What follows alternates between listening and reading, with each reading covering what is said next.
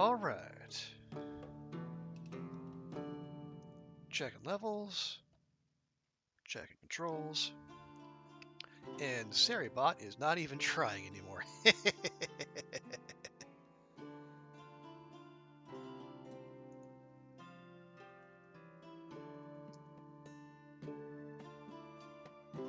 Oh wait, it actually got the right description this time. Good job, Seribot. Just a little slow on the draw.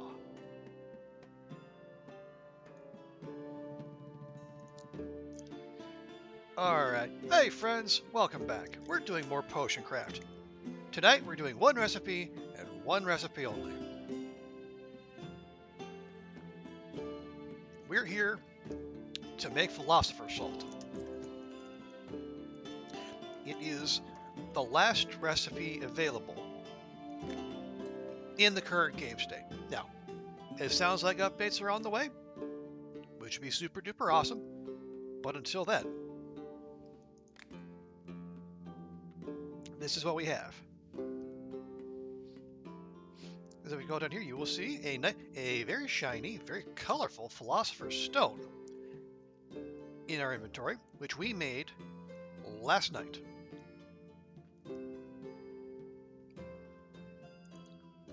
But now, we're going to do this. And as you can see, everything is, it's all tier 1 effects.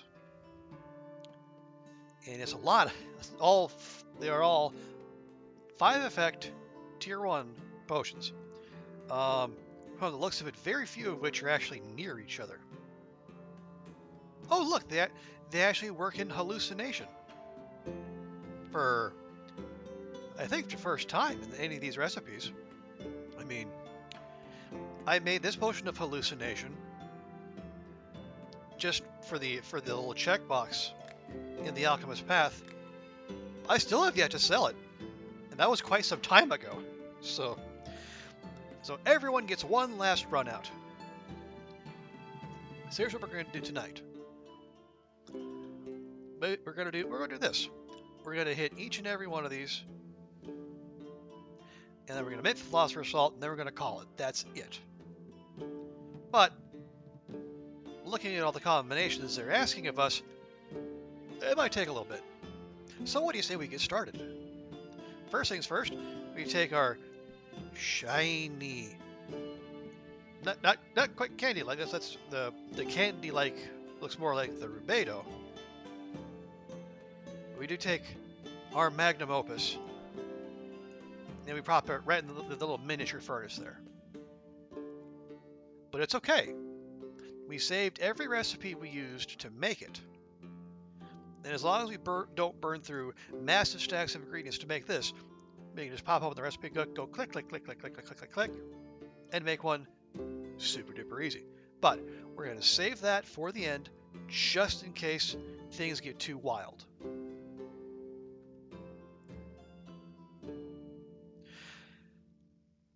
So let's see. I mean, where do we start? We'll start the same place we always start, on the right-hand side. Usually these are all like tier 3 potions you should probably just have saved in your recipe book, but obviously things are a little different now. So we'll just start here. Magic Vision, Acid, Stickiness, Shrinkination, and Fragrance.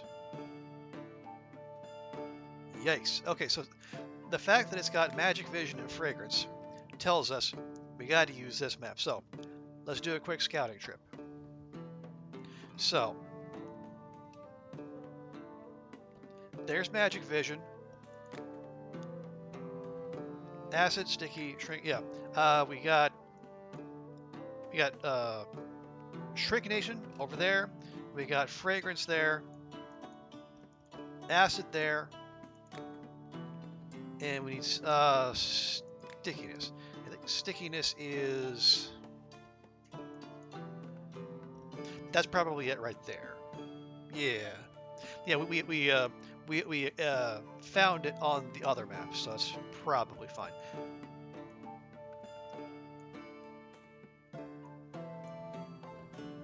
Okay, well, let's get moving. Okay, which order do I want to do this in? We'll start with the magic vision. Yeah, we'll do magic vision, and then we'll just probably just come down here, ladle our way back.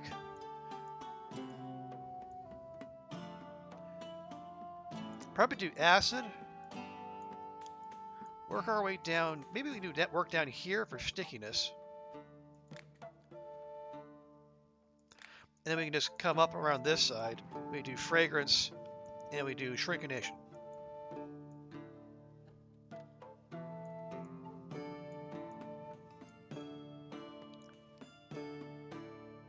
Yeah?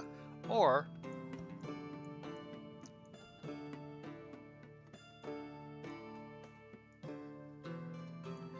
again, we got that effect, and that effect. Okay, no. Better idea. We'll start with acid, and then we'll ladle back. We'll go do magic vision, and then we'll just jump across here, and then work our way down clockwise. There we go. I like that better. All right. Let's go.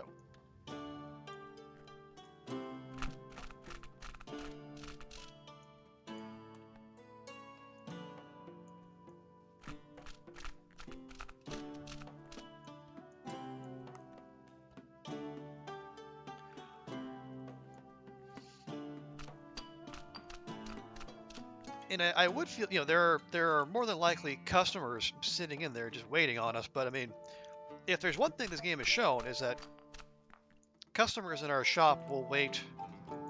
Well, they'll basically wait in perpetuity. So, unless and until we want their money and/or popularity boost, we can just ignore them. We can give them the full tsundere treatment and just keep on doing our thing in our basement. Be a little alchemy hermit.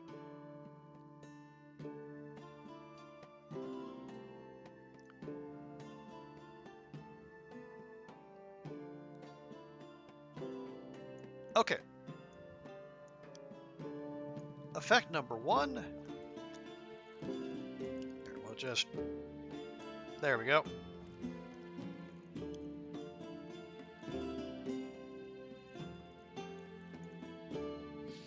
Okay, that's fine.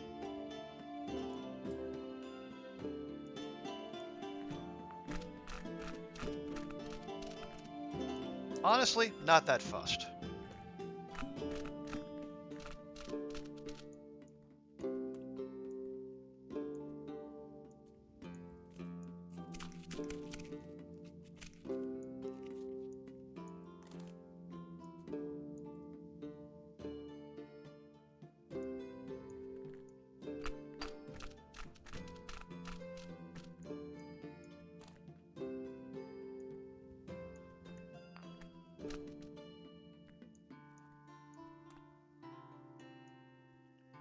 Yeah, we can actually get away with that too, since there's no whirlpools in our path. We'll speed up the process ever so slightly.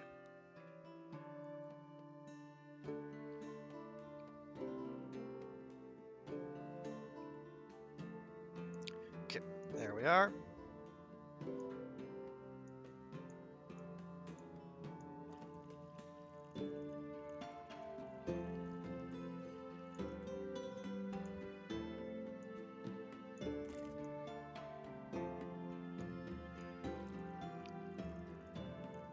There we go. Problem solved. Now, we'll work our way up to the magic vision.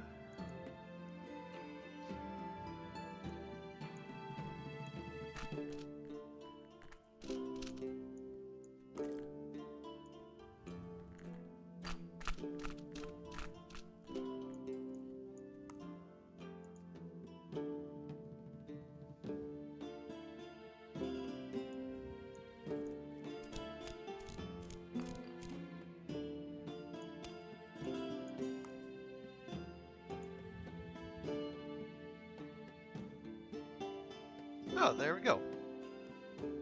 Mageberry looks actually quite useful there. We don't get a lot of use out of that, even though it looks like it could be a very, a pretty worthwhile trajectory there.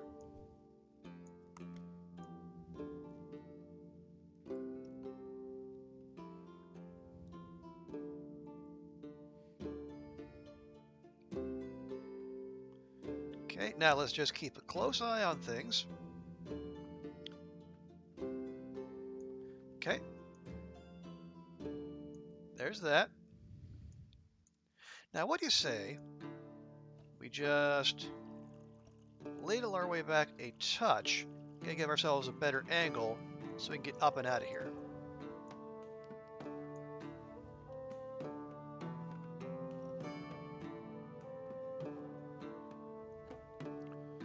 Okay, not quite, but we can do that a bit more.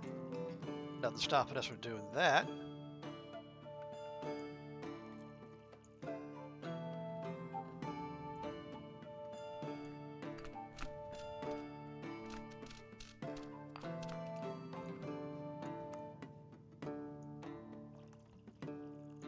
There we go. Nice.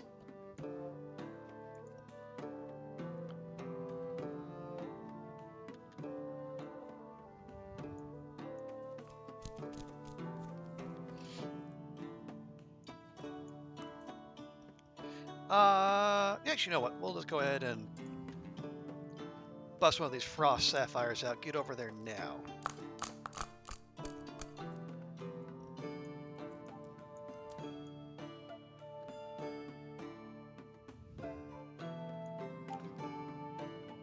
Okay, so we need glue, we need shrinking, and we need fragrance. Well, there's shrinking right there.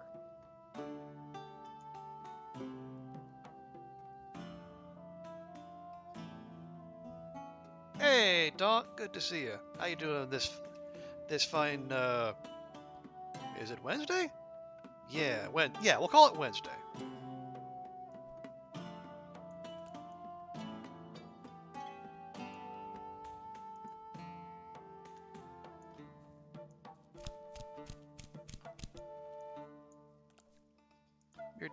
We're doing one last recipe here, because other than that, we have pretty much everything licked.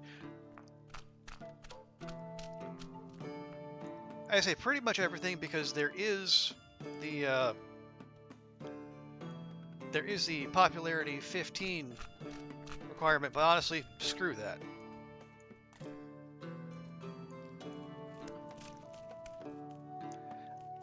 If I need 750 popularity stars just to get from level 12 to level 13, nah.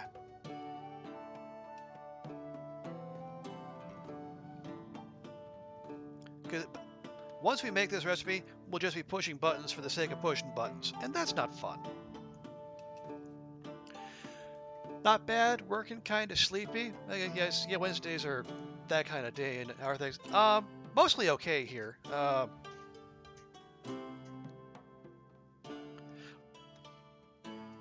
I had to go endure the post office today because my passport is up for renewal. And the good news is I can do it via mail. The bad news is I got to do it via mail. Which means actually, like, going out into the world and, interacting with other people. Yeah. Who needs that nonsense? You think I might just sit off stream and then do customer orders to get the final popularity? I don't know. I go back to my earlier point that it's not fun. And I mean, wild as this might sound in the year of our Lord 2023, but I do actually like to have fun when I play games. Oh, also, for anyone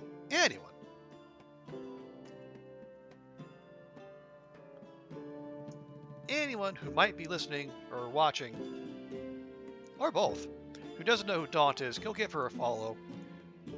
She's a rad streamer. She does a little potion craft. She does a whole bunch of other games, especially if you like colony management type games. She's definitely someone you want to watch.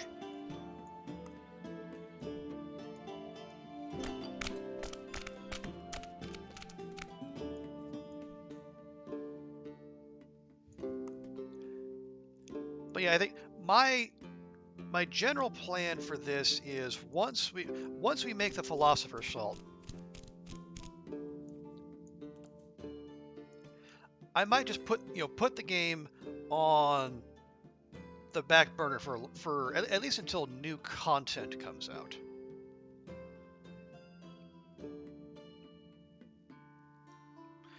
And that might be quite some time. It might be not quite some time because they do seem to be moving fairly quickly with all the updates I've seen so far. Okay, and what's the last one we need? We need stickiness. And stickiness is... Oh, yeah, I think we said it was this one. Then you might be newly content with it. Yeah, yeah, Elf Satan, welcome in. And yeah, I bet... if new content comes out, I'll be happy to jump right back into this one.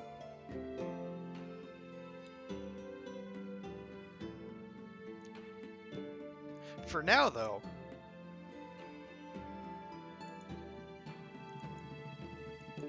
yeah, for now, I think this will be where we leave things.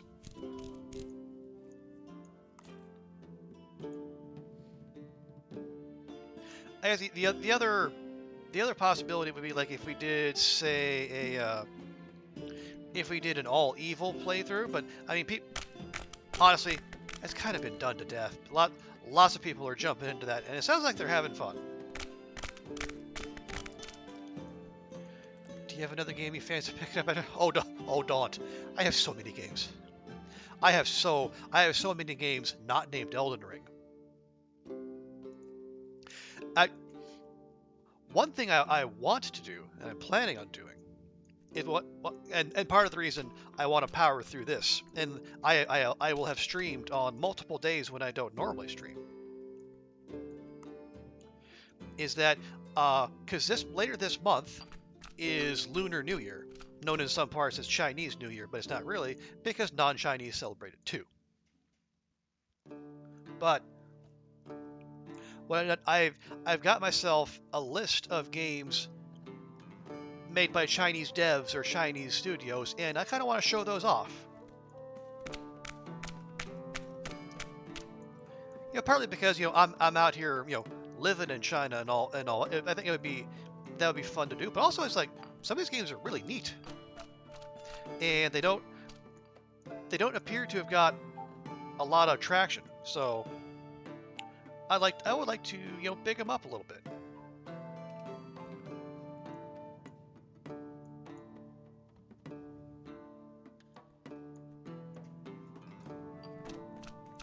But yeah, I mean, I got lots.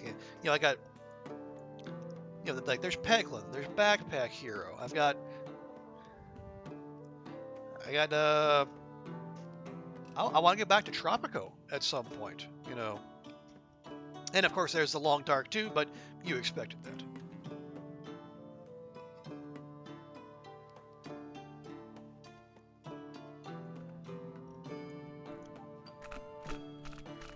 But yeah, I think my plan for January is going to be something like alternating between between Long Dark and the we'll call it the Lunar New Year showcase.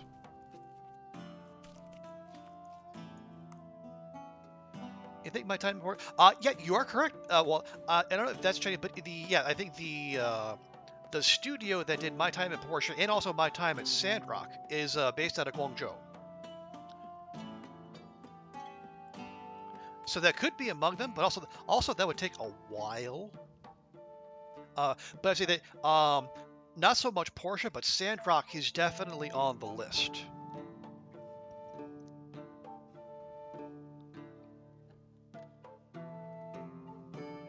But yeah, I got some mainland Chinese studios, I got some Taiwan studios, and then I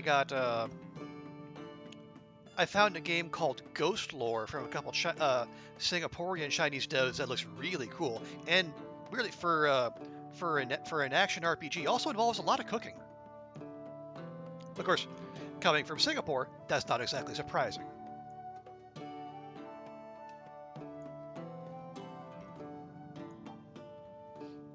All right, there we go.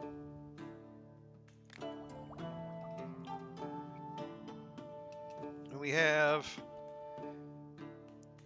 All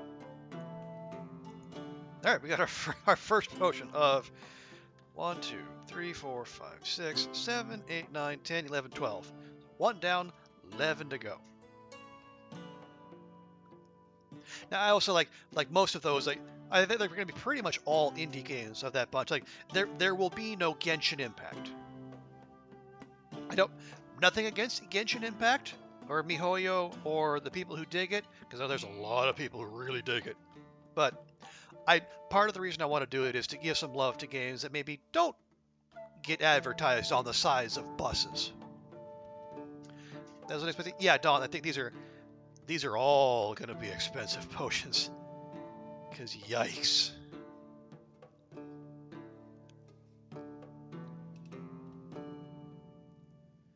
Yeah, okay, so we're gonna keep going. Oh hey, okay, this one, all right, this one is actually kind of sane. Frost, explosion, lightning, stone skin, magic vision. All right, that one's manageable. Frost, stone skin, frost, explosion, lightning. Let's see. So, frost, explosion, lightning, stone skin, and magic vision.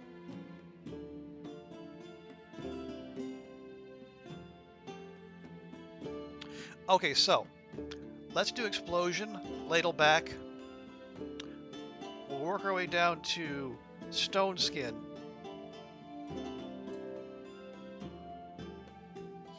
And then we'll come up this way, we'll hit frost and magic vision. So explosion, stone skin, frost, magic vision, and lightning. There we go. That is something resembling a plan.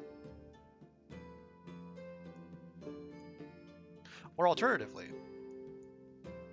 we go down, come back, frost, magic vision, lightning, come around to explosion. Okay, I like that one better. Don't ask me why, I just do.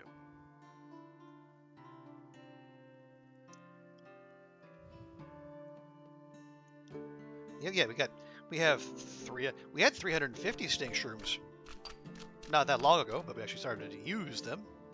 This is why, as I said yesterday, this is why we spent all this time scrimping and saving and basically buying as much stuff as we can, even if we didn't necessarily need it at the time.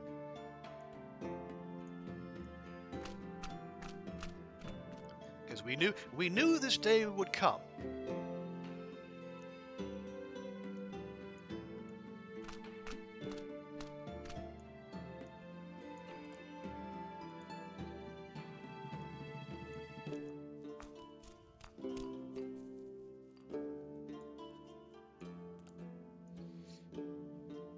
Also, how you doing today, Satan? You got is 2023 off to a satisfactory start for you?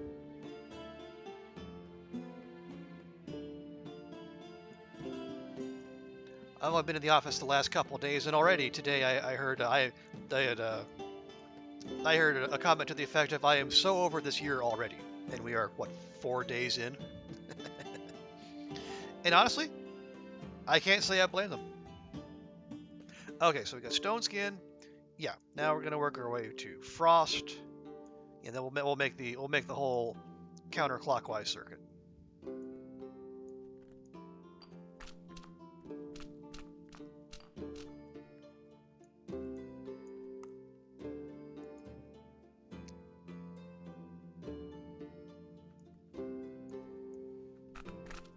Although in truth, we could just, yeah, we could just go here.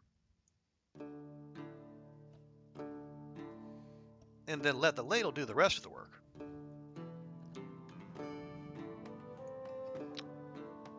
So that's exactly what we're going to do.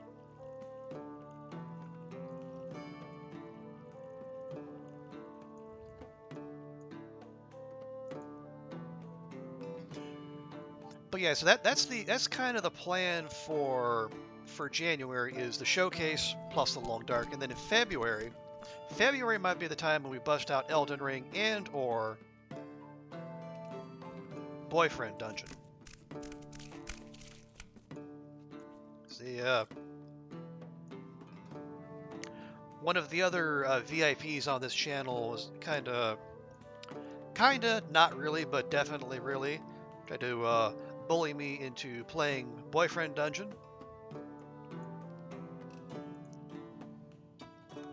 And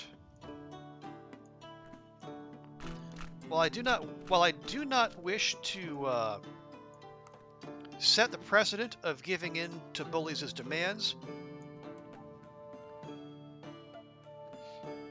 at the same time, you know, I took a look at the game. It sounds fun. It's dumb fun, but fun.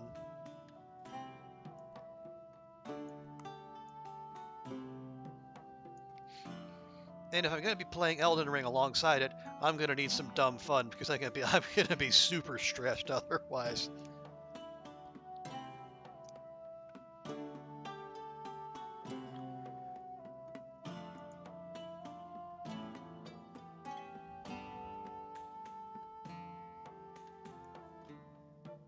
Actually, you know what? No, we don't need to do that. We don't need to get weird. We can just pull ourselves back a little bit and try again.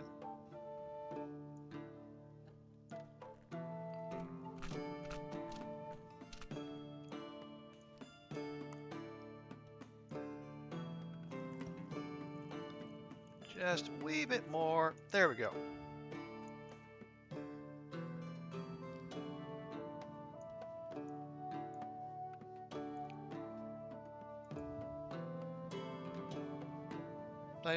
Yeah. Well, I mean, it's.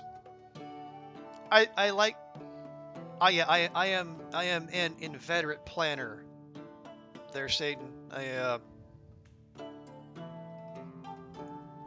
Now I don't. Now, admittedly, I don't always stick to these plans, but I at least like to have something to deviate from,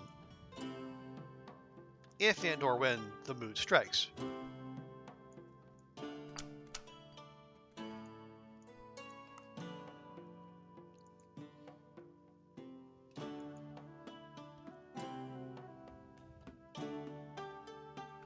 You may need a power nap today. First morning with a 5 a.m. Oh no, a 5 a.m. alarm. Ugh. Why the 5 a.m. alarm, Daunt? Is that that is deeply suboptimal. Because the way you put that, the first morning suggests that there will be other mornings with 5 a.m. alarms to come.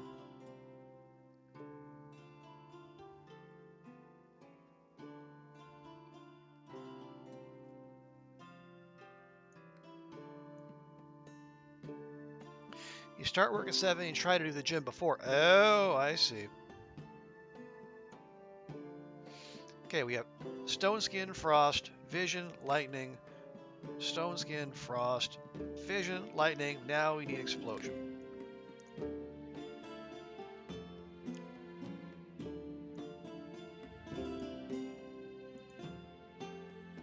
No, I'll go that way. Nope, we're not doing that.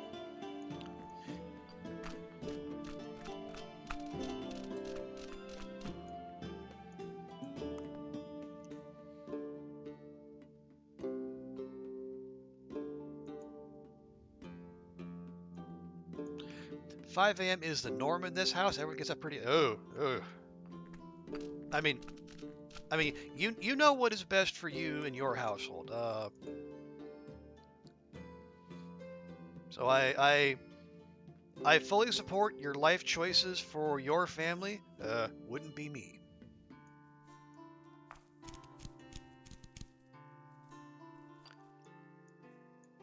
But then again, I spent decades where my usual shift was 3 p.m. to 1 a.m. So I know I am definitely I am very much the outlier. You know, can we be really lazy and or efficient and just ladle our way here to the explosion effect? I think we can. Again, not that we really need to save ingredients at this point, but if we can do it, what the heck?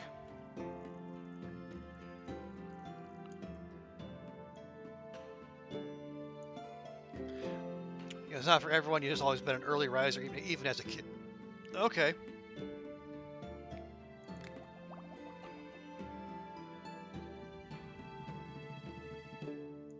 Okay, so we want that one. Lovely. Hang on, someone is...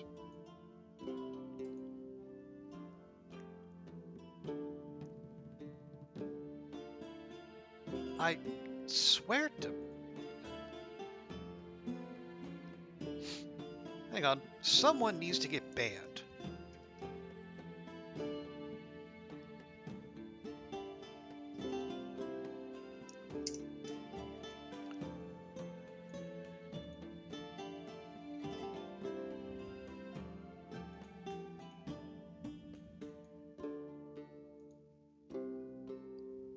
There we go.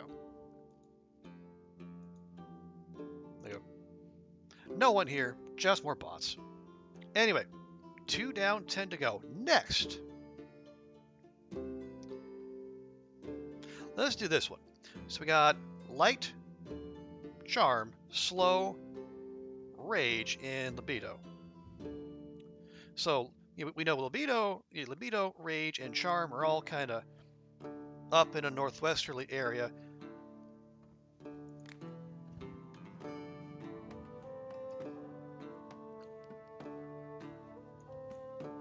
Okay, so yeah, slow is the outlier there. So we'll start there.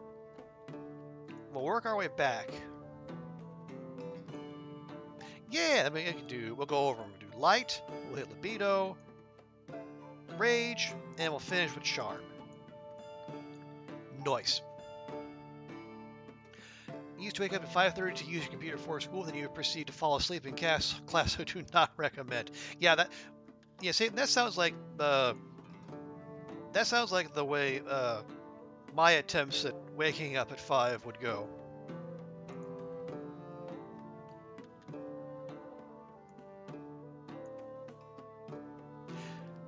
And honestly, if you're the parent of an early rising child, you know, it could be a blessing or a curse depending on how much you yourself are an early riser.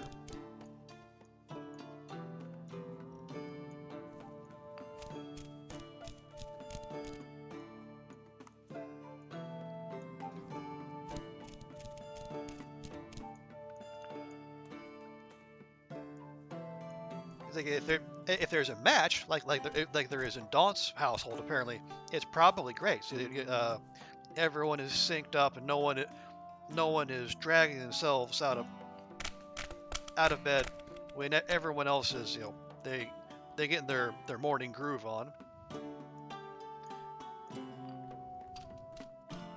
Of course, if you have say an early rising child and late rising parents, or just parents who need time to get started in the morning, that could it could be like Christmas morning every day, and not in the good way.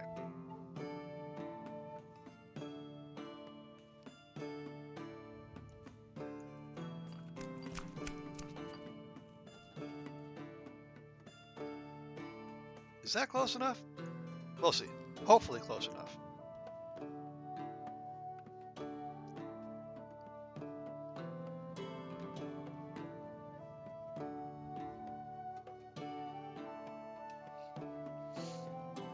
You know, I have been a sleeper inner basically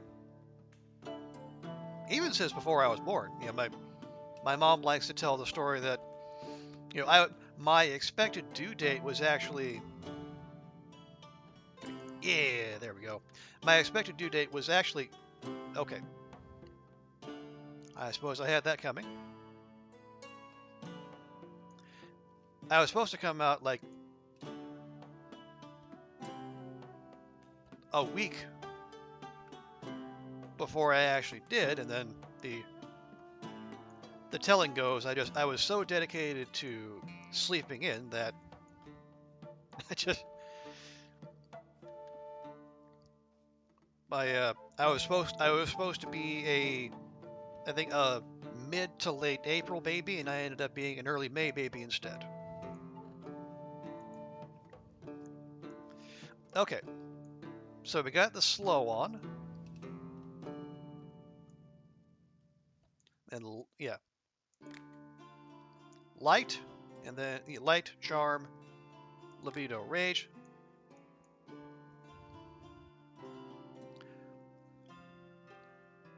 So yeah, we'll come around. No, actually no, hang on. Let's belay that. Because going up this way will take ingredients, and there's bone zones over here. If you come back around this way, we can ladle back, go over light, then come up and around. I like that better. And early maybe, yeah, maybe.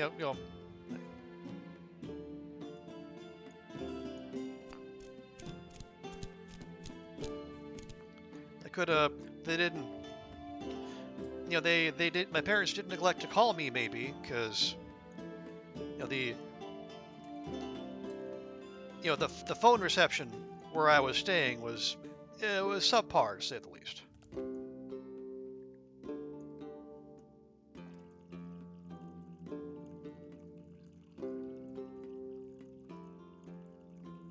Okay, there we are.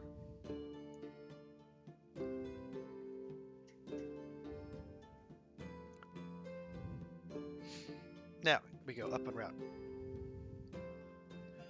Your younger brother's birthday is exactly 5 weeks after your older brother's.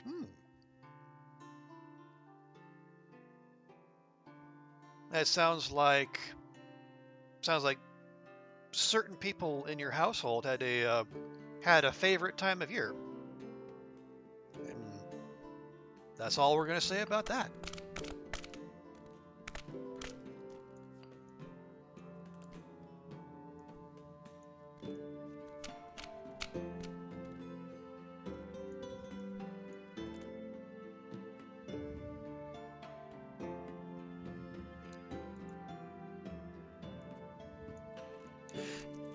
Oh yeah. I am reminding myself that yeah. So in addition to the long dark and the Lunar New Year showcase, we'll also be sprinkling in some more Vampire the Masquerade Bloodlines over the next month too, because we did bust out the Clan Quest mod, which is probably the closest we're going to have to an expansion on Bloodlines. And from what I'm seeing of that, it looks like there's some really neat stuff in there. So we will be carrying on. It's just that one thing I want to do before I get back into that is maybe figure out how the ever-loving crap to get the game to play to play full screen rather than windowed.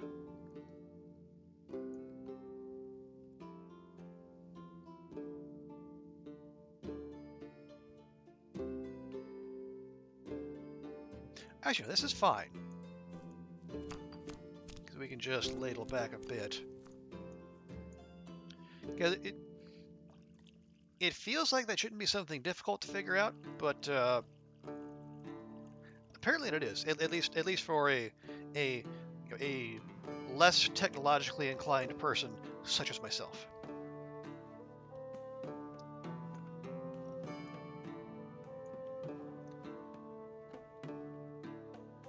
I have to get good I have to get good at, well, at OBS apparently.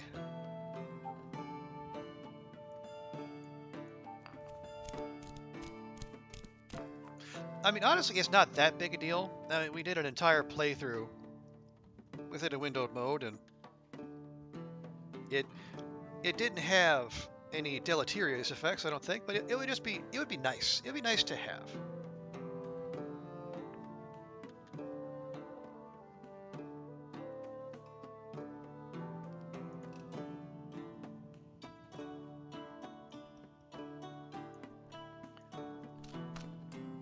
But if it comes down to a choice of, playing it or, if I can't get it figured out, I'm still going to play the darn thing because the game is fun. That is why we do it here on this channel of ours.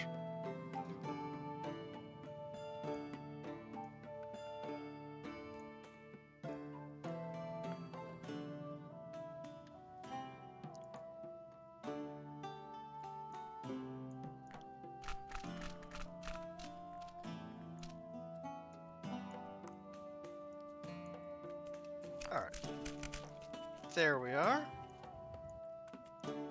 And I will say, it is, I guess, good of the devs to include some more manageable potions, in among the the utter madness.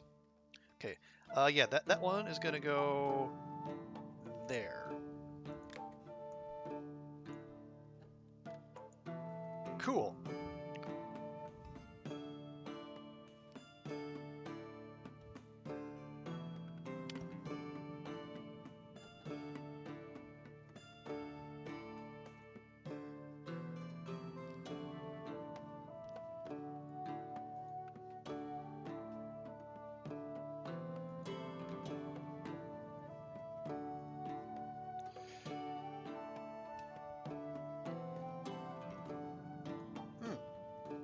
Have you now, Satan?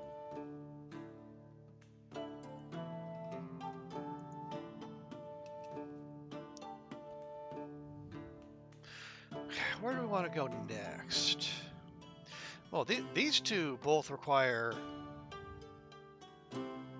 They both involve necromancy, so that's going to be a long walk.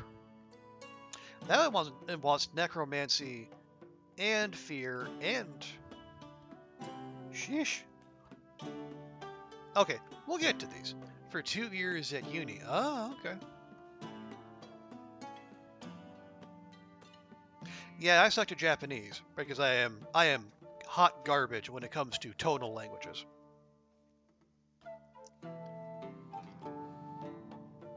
Which is bad because I'm living somewhere where they use a very tonal language. Like depending on who you ask, Cantonese has anywhere between 6 and 10 tones. All right, you know what? We're gonna have to go on a long walk eventually. We'll just do it now. So they want mana, rejuvenation, inspiration, hallucination, and luckination.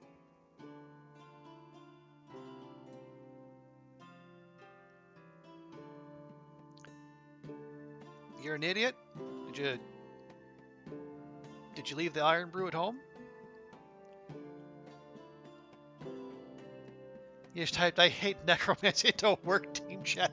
Oh no! Sounds like you have some splaining to do.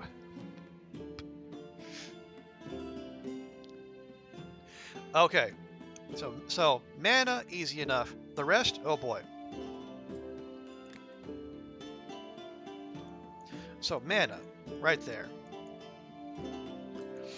Then we need inspiration, hallucination, luck, and rejuvenation. You majored in Japanese. Wow. You enjoyed the kind of suffering, did you, Satan? I made it through a couple years. The couple years I needed to finish my major, and that was enough for me. I tried to stick around, and yeah, I went to I did my undergrad in Tokyo. I tried to stick around, but it was no one was particularly interested in hiring me at the time, so alas. Okay, yes, we're gonna do mana. I think we just we'll go up, we'll jump with a crystal, and then we'll just do we'll go the clockwise route. You like languages? Okay, good on you then.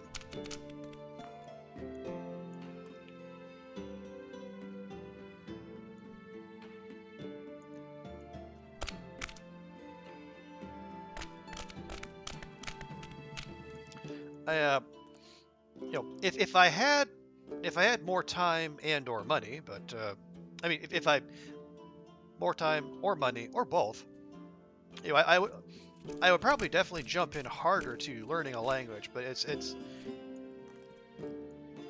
just it's such a commitment, and languages are one of those. It's one of those skills that you really do use it or lose it.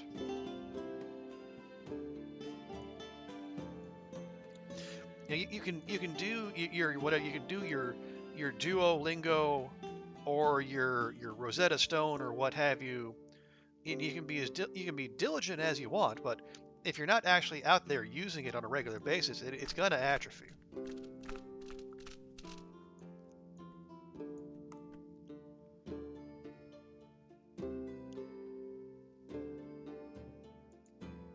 Now that's not to discourage anyone from going about it. It's absolutely a worthwhile thing to do, but you really got to commit. Nope. That's not what we want. We want that.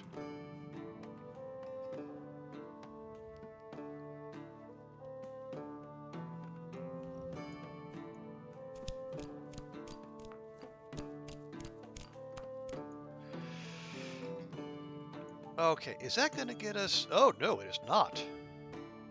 Do we have any crystals that take us this direction? Oh, we do. Oh, man. Oh, boy, do we. We got a lot of them. I don't think we've used a single one of these before. Well, there we go. Hooray for hoarding.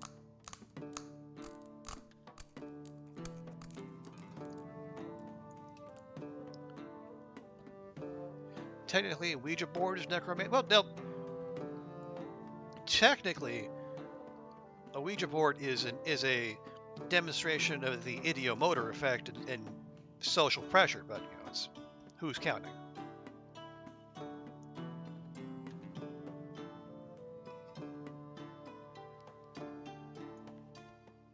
Okay, there we go.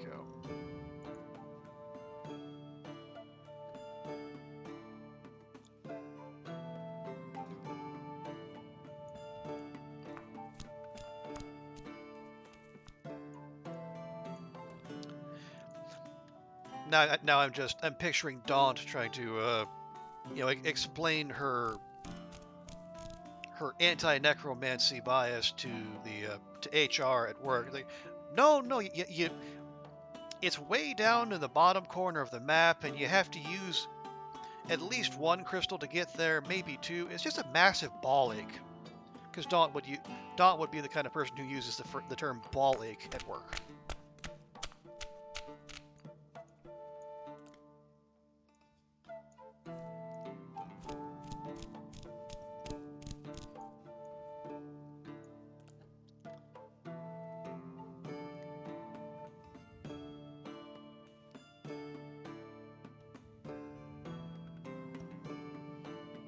Meh.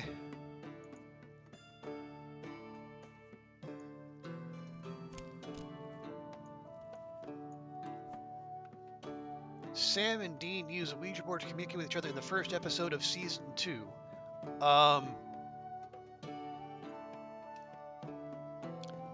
Season 2 of what? Say, it's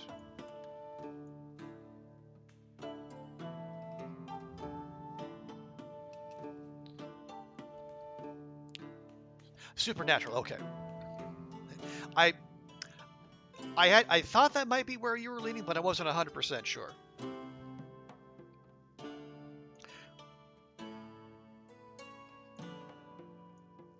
Because I mean, just as if there's any doubt, but to out myself as an old, I hear, the first character that comes to mind when I just hear generic Sam on TV is I think Quantum Leap. Okay, we want hallucination, luck, and rejuvenation. Yes, got that, got that. Hallucination, luck, rejuvenation. Boom, boom, and then boom.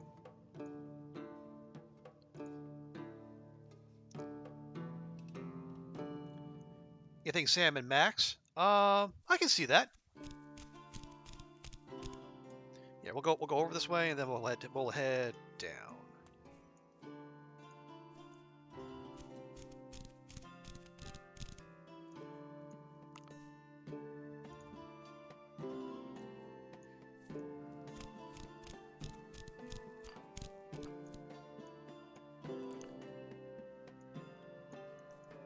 And we could probably save a fair bit of effort just busting out another frost sapphire to come down here, get hallucination, then jump across. But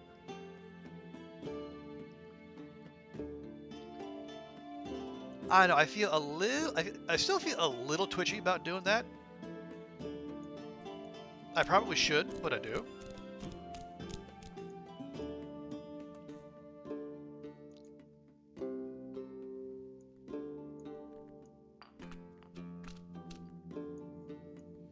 There we go.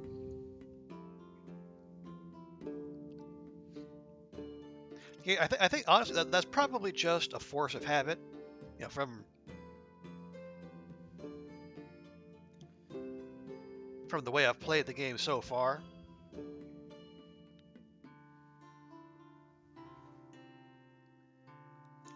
But I guess I look at some of the other spells, the potions we're looking at,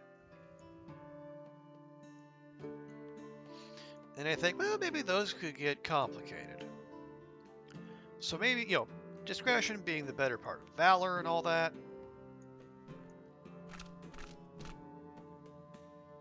Or it might just be a big wimp. Who knows? Maybe both. Okay, in the clear at work, you gotta delete it. Only one person comment on it in a joking way. There you go.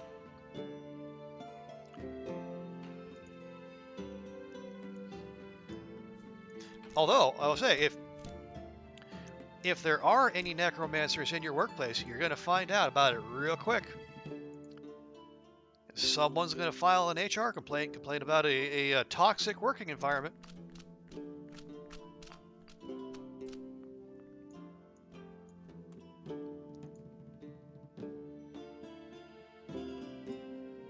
And sure, it might be awkward for a bit, but at the very least, then you'll know exactly who, not to invite to any the funerals of any co-workers.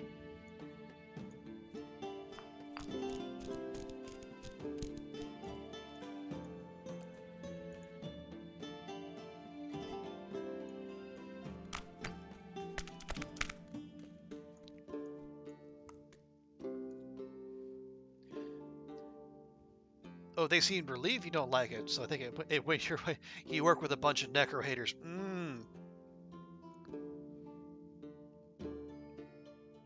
Do they, though? Do they really think that?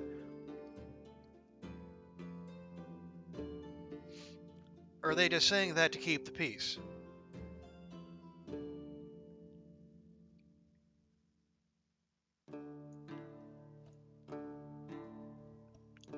Okay. So now I just need to get all the way down here. And I guess one nice thing, if there is a nice thing about, the way this is shaping up, is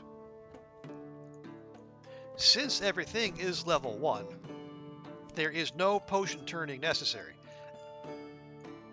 You just have to get to the effect space and, you're good to go. Just brush up on a sighted and keep on moving.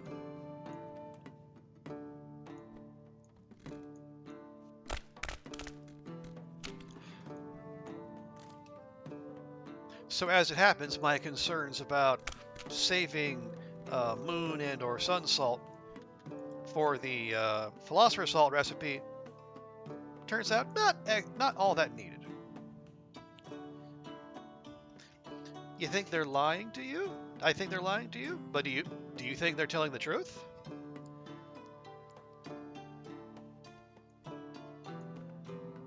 I mean, would if a necromancer was among your coworkers, would you expect them to pipe up and defend themselves, or would you expect them to keep a low profile and say, "Oh yeah, yeah, absolutely, I love living too"?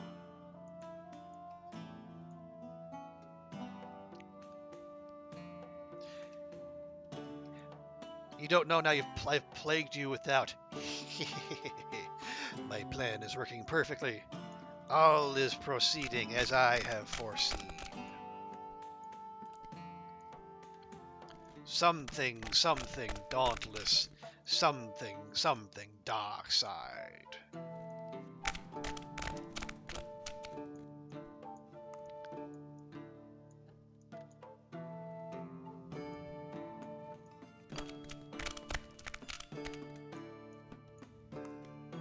That was probably the most low-effort Emperor Palpatine impersonation out there, and you know what? I'm damn proud of it. Yes, all according to Keikaku. Keikaku means plan.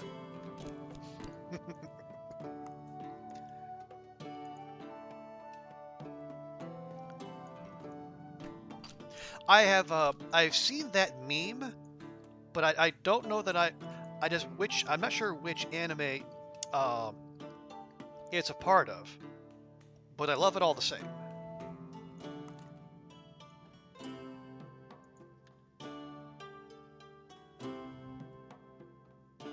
Death Note, okay. That would explain why I haven't seen it.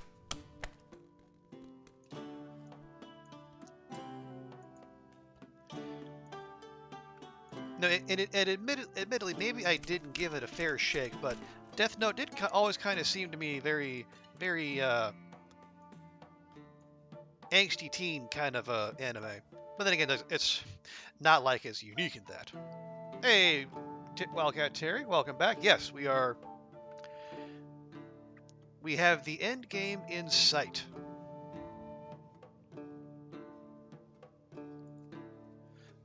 Philosopher's Salt was a pain. Yeah, it's a lot, but I think we're making good progress, at least so far. It's just the usual 12, but is that everything is 5 effect potions, so there is a fair bit to deal with.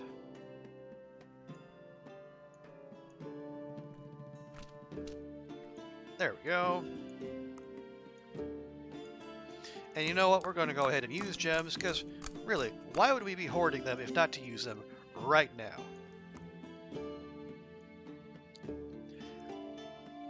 It's a fan sub thinking, oh yeah.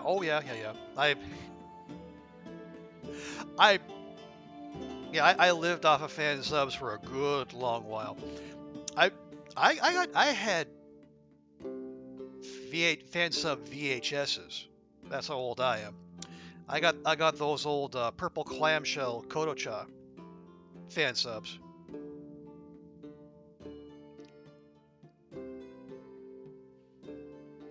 Back when if you were really efficient, you would daisy chain VCRs together.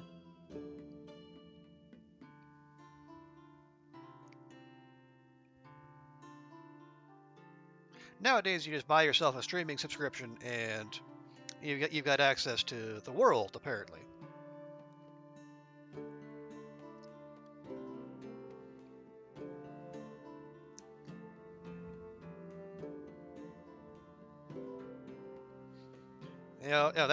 That whole fandom, or not the whole fandom, like that whole the subculture of American anime fans, it looks nothing like it was back in ye olde days. And you know what? That's probably for the best.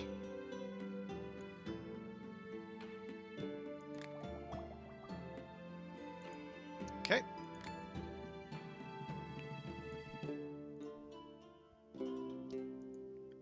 Nice. Okay. Now we'll finish out the right-hand side. We got 4 down.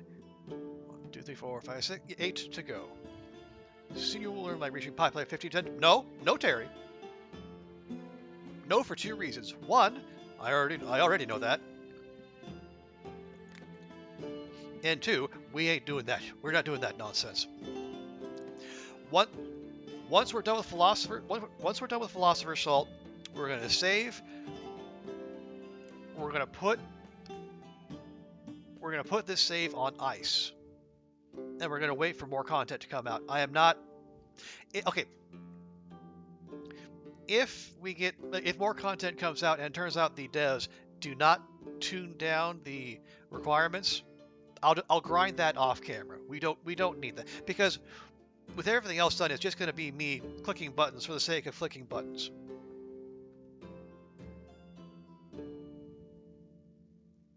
So yeah, not really into that. And I don't think it would be very good content, for here on Twitch.television anyway. So I'll spare everyone the grind.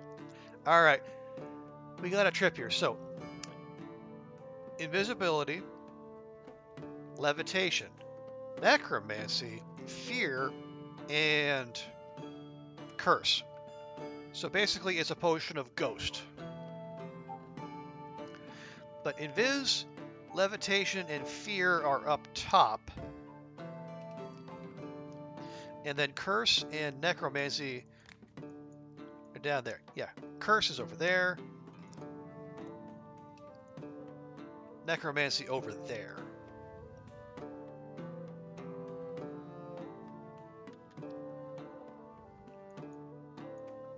And then levitation there. Fear. What was the other one? Invis.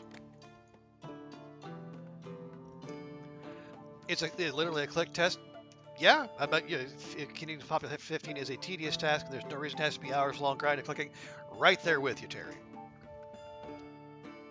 Because it's like, let's say I get really lucky and I get multiple requests with the little plus marks or the red exclamation marks, and you can get like 5 or 6 popularity stars per request. You're still gonna need like dozens of days just to get to one next level, let alone all the way to 15. So no. So how are we going to do this?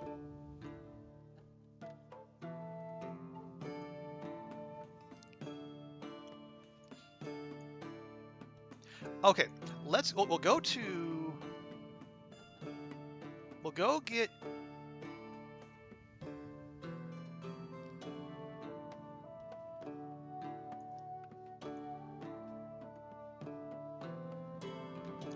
how many fire citrine do we have? We only have 6 fire citrine. Okay. So here's what we're going to do.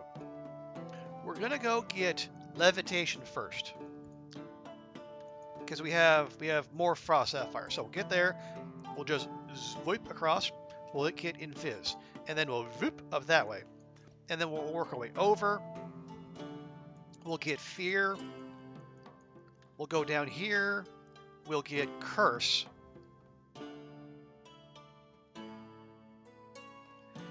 And then we'll probably end up having to do... Oh, no, here we go. Okay. So we'll still do that. We'll come down here, and then we'll use this big stack of arcane crystals we got. We'll go boop, and we'll work our way down, and we'll go boop, and then we'll go get necromancy, and we'll call it good.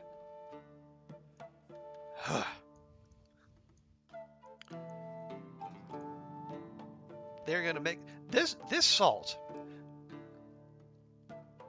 This, I mean, this had better be like life-changing salt, because this is a remarkable amount of work.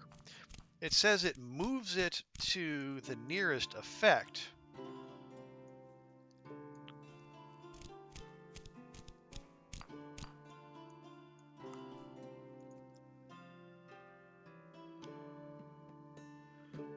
But I have to wonder, like, for all this work, I mean, it had better either work spectacularly well, or we better get like just an absolutely silly amount of it. Because for all the work that went to getting life salt, we only got 5,000 of it.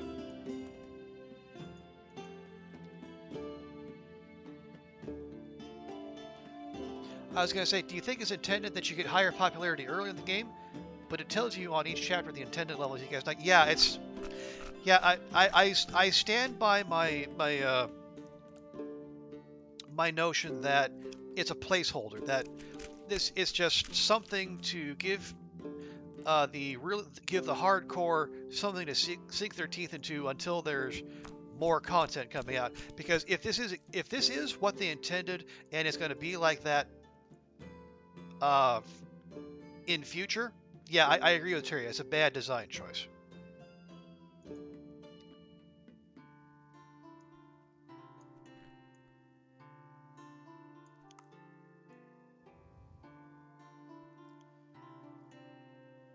Because I mean, it's grinding for the sake of absolutely nothing, because you have nothing more to buy. You don't really need to make more. You're just playing for the sake of playing, and you'll be picking up money and burning through ingredients. But to what end?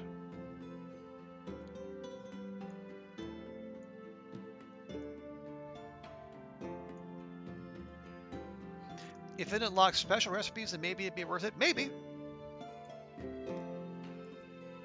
But if there's anything waiting for players on the other side of popularity 15 other than getting an achievement, I don't know what it is. I haven't heard anything about it, and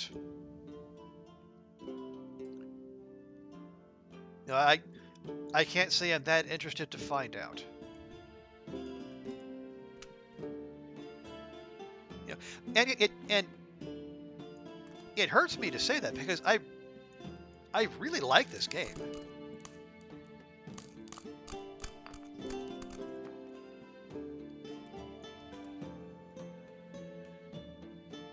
Because I know I've had some less than glowing things to say about Potion Craft recently, but that's also because like the rest of the game has just been was so damn good, and yet so chill, so much fun, and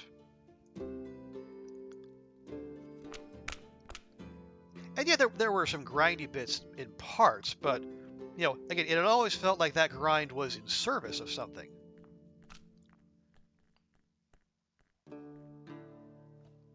Now, though, it just...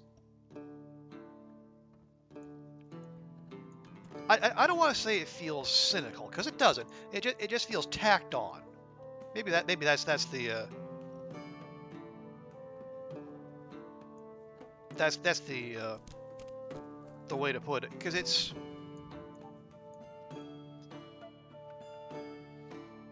just keeping you here when otherwise you might not be.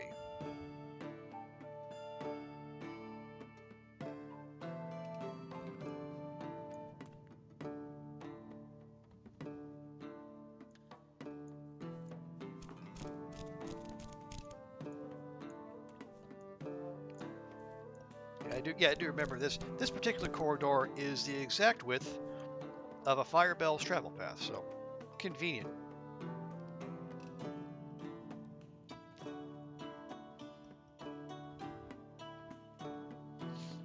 Now, I will say that, and to the devs' credit, they've been active in the Steam forums, and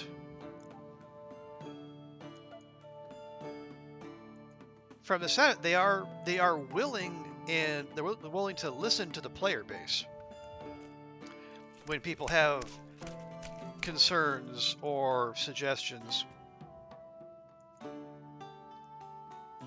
So unless this sudden spike in the need for popularity is actually part of their design plan for the game beyond, what is it now, 1.0.5, I would like to think they would be willing to retune that.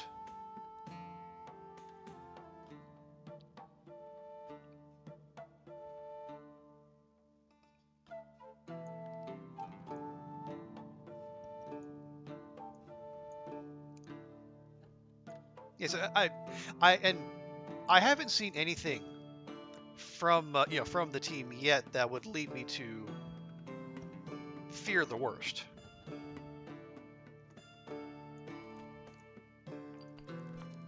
I mean, they come out with updates on a fairly regular basis, and they said they're responsive. It seems like they care what the player base thinks. So,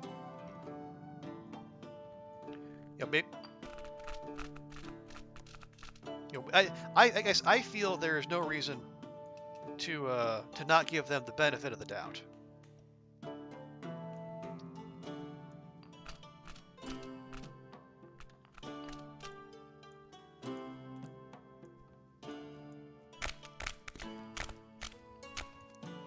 Okay, there we go. According to the Discord chatter, you can go beyond level 15 in popularity. And yeah, anyone who actually wants to do that, they I don't know if they're masochist, but they at least have a masochist streak in them. But there's no reward other than checking out the achievement. Okay, I figured that would probably be the case. And it's also not exactly surprising that there would be some eager beavers out there who would want to push on just to see whether there was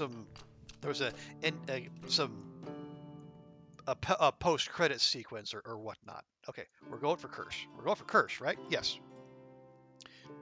Got that, got that, got that. We need curse and necromancy. So we do want to keep moving this way and go out and around.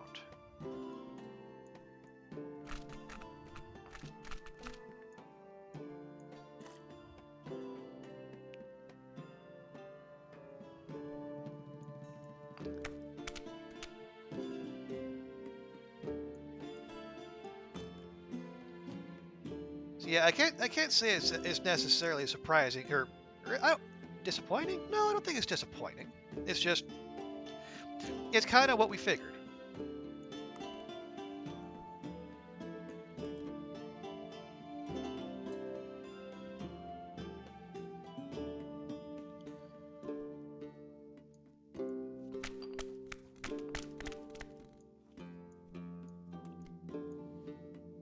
Now, admittedly, the what was it? The 10 days it took them to go. It took the devs to go from the 0.5 release to the 1.0 release. That was probably an anomaly, but even so, I think we can probably say that there is a good chance that there's probably some more content coming before too long. Okay, lots of people complaining that people finish Philosopher's Stone and Salt and still have 2 or 3 levels of popularity left for each level 15. So yeah, basically where we are here. Most are asking for some rework of the popularity tiers to make reaching population of 15 happen at roughly the same time as obtaining those 2. I can see that. Yeah, it probably wouldn't even be that difficult to balance. You can just you just tune up the popularity needed, like in earlier levels. I think that might be one kind of low impact way to do it. and that because in addition to like kind of bringing things in line with where you are late game, um, it is gives players more opportunity to build up gold and or their resource reserves.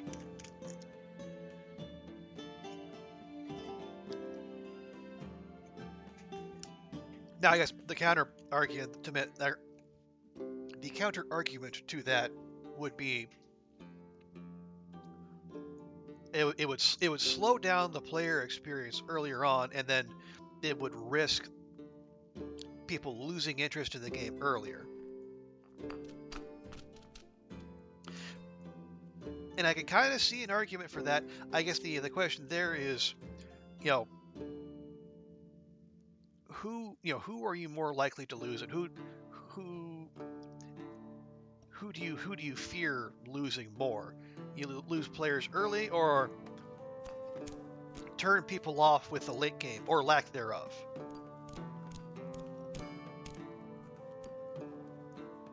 All right, let's see what we got down here.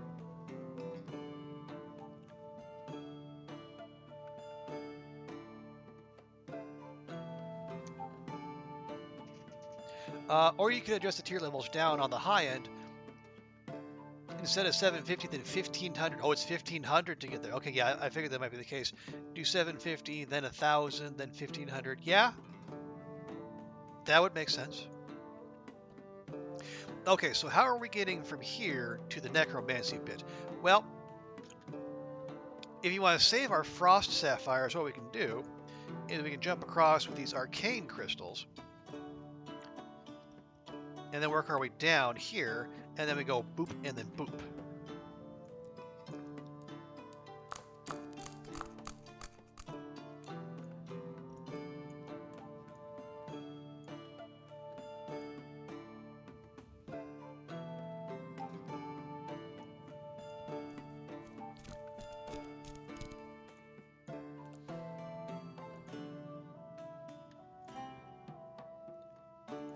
Yeah, I think that'll be the play. We'll just in case, like some of these other philosopher's salt recipes require some heavy lifting gem-wise. We can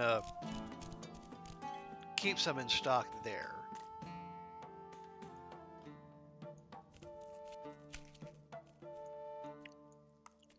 I mean, you still have the effect of the. Oh yeah. There's a few effects I haven't unlocked on the water map, but they're all unlocked on the oil map, and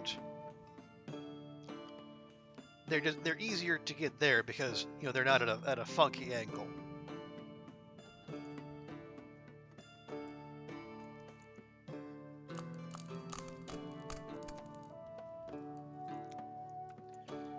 Yeah, honestly, it's just more laziness than anything else.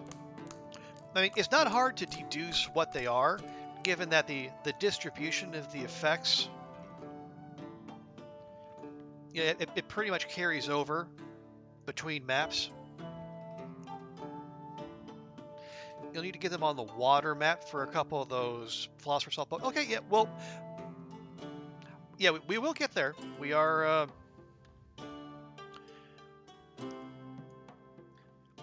And then we will get them this very evening.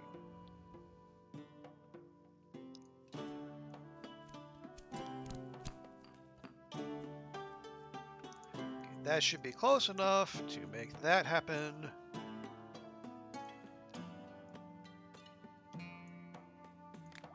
Okay.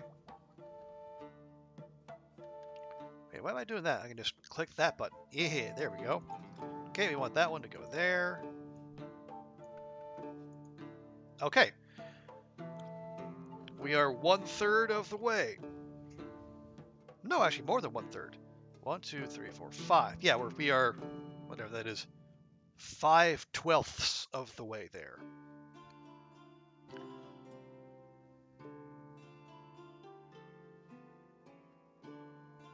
Yeah, that fraction doesn't reduce down, does it? Okay. Anyway, moving on. Since we had so much fun going to the necromancy section. Let's do it again. So we want poison, slow, acid, necro, and stench. Those are all of a kind, I think. So, let's see. Yeah, slow is the outlier there.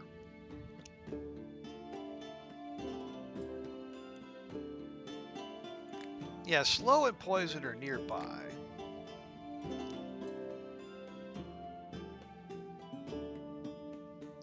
Okay. So, let's see what we do. We go, we hit slow. Come back, poison, acid.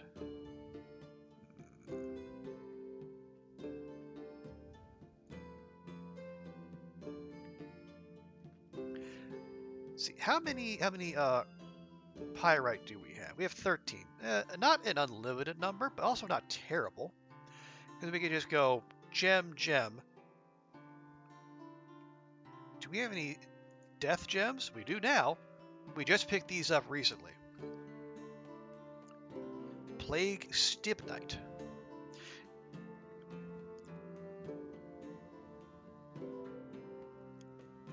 Yeah, but we would still...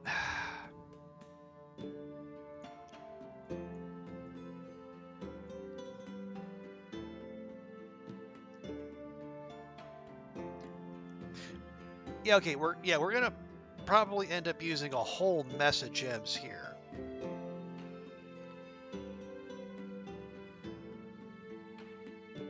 But that's fine. Yeah, okay, yeah, so we'll go slow, we'll come back, we'll hit poison, we'll hit acid. We'll take the short jump to necro, and then we'll come down, and then I feel reasonably confident this is stench, because stench was also southwesterly on the oil map, and I feel pretty confident that those two correspond. So let's get moving.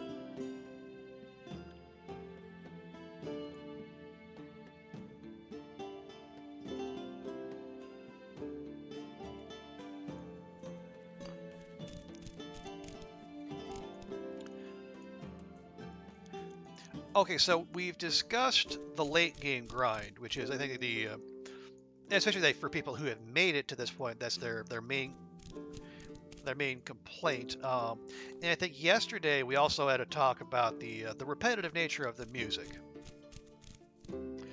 That is probably something the devs would also want to look into. So I guess so Terry, Daunt, and then anyone else in chat who is a potion craft player, what else would you like to see the devs address?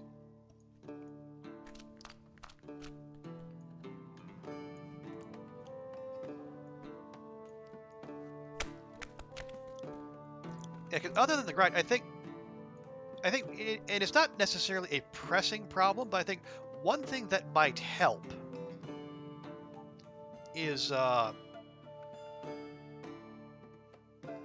doing something about the heavy reliance on RNG when it comes to what ingredients are at a player's disposal. Now, the gardening update might... Oh, I say the gardening update as though we know that's happening. Like, if they come through with the changes to the enchanted garden to where you can set out certain plots that'll be dedicated to one particular, I guess, plant or maybe mushroom, that would help. But again, that might also take like extra, say, it might take extra skill points or extra things to buy from a certain merchant. Although getting those from the herbalist would actually make a lot of sense. But again, that would only do so much. The music for sure. Terry says, yeah, it's you're not wrong. You're It would be nice. Oh, hey, here we go. What? Why are we even touching ingredients when we can just... Yep. There we go.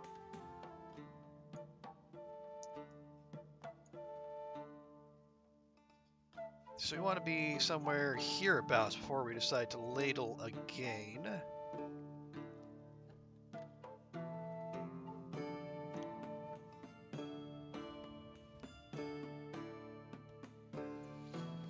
But yeah, so the music, the late game grind, the RNG. I think the devs did also say that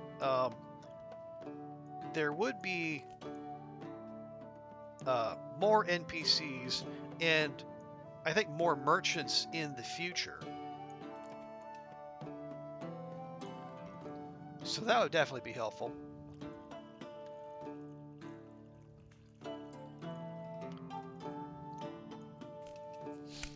Now, what they would sell, I don't know. Because right now you've got the dedicated herbalist, and you got the mushroom guy, you got the gem guy, the alchemy guy, and then the little bit of everything. So I guess what aspects they might add. Yeah, lots of players complain that the garden wasn't very kind to them. Yeah, I could definitely see that. I did seem to go through stretches in the game where I'd be short. I would always be short, like on water bloom or wind bloom or fire bells.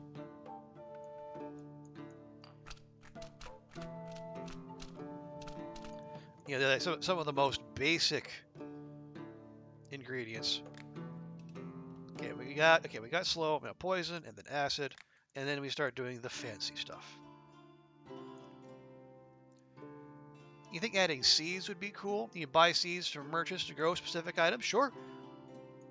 Or you can't grow a thing until maybe you have to buy it from a merchant before you're able to grow it. You take multiple in-game days to grow, and you get what you need, or you can buy it immediately for a higher price. Hire miners for contract work. There we go. I lost count of how many times I looked herbalist friend earnestly in the eyes and just said, "Flame weed. For the love of dog and all that is sparkly, flame weed."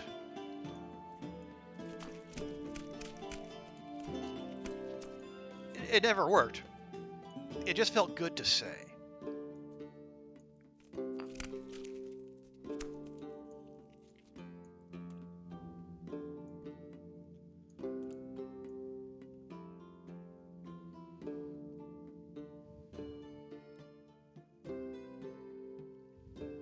But yeah, and there would and then you could still you could still stick with the game mechanic of only unlocking certain ingredients until a certain game state. So you wouldn't necessarily be able to go out and get the rainbow caps immediately.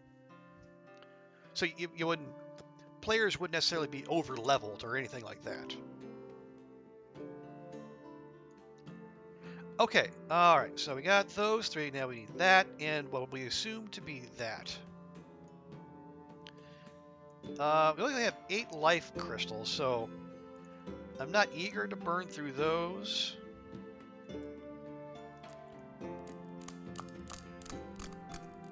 But we just might.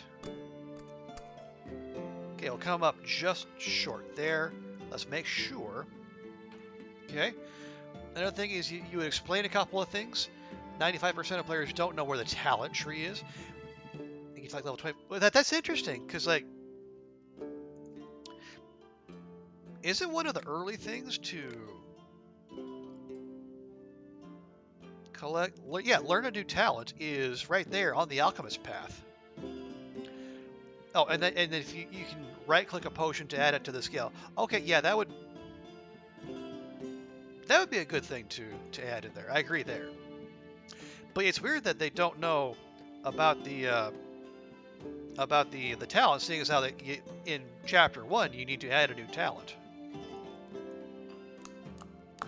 Okay, we're gonna pay very close attention because the life crystal moves in not mysterious ways, just strange ways. There we go. And yes, I do note the irony of using a life crystal to get to the necromancy effect, but that's where the game's putting us, so that's where we're gonna go.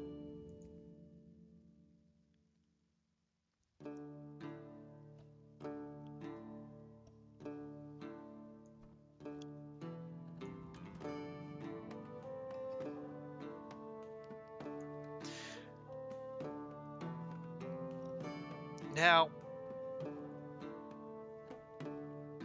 I would like to... Yeah, let's see if we can just come down here, jump across, using another pyrite, and then we come here. Maybe we can go across here using... Or why even do that? Jump down here, we'll come over here, and then we'll jump right to where that is. You know, no sense making things more difficult on ourselves than it absolutely has to be.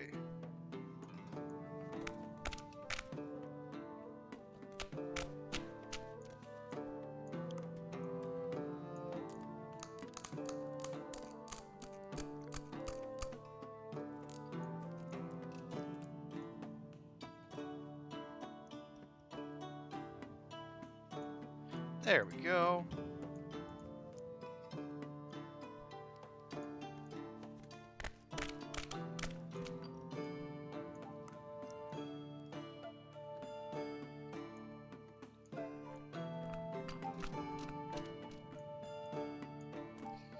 Now, yeah, actually that looks fine. We're getting far more crunch in this stream than in any previous one.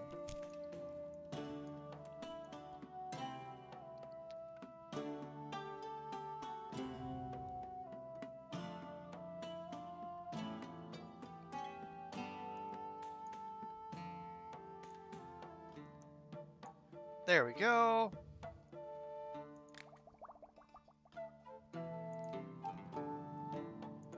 That one goes in the right-hand one of those.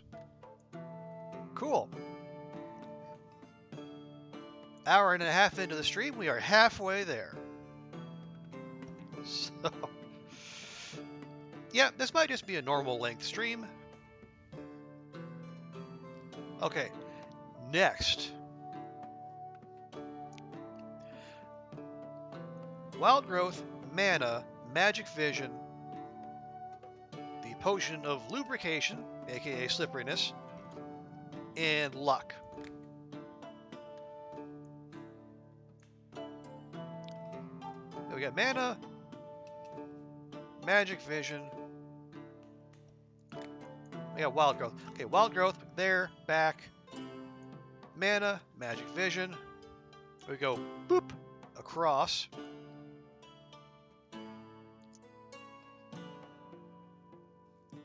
And it's a 50-50. Luck and then lubrication. Or that you can heat a potion before you stir it and it moves your bottle along the path faster. Yeah, I think that would definitely be good to know. Yeah, and the game doesn't even have to tell players that, oh, yeah, this is something you can do when it looks like your potion is in trouble. Or you just say, hey, by the way, do this, and it'll make the bottle travel faster.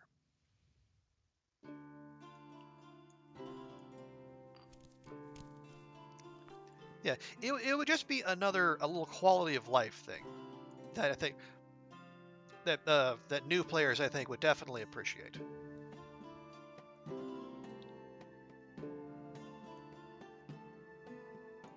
There we are. Lovely.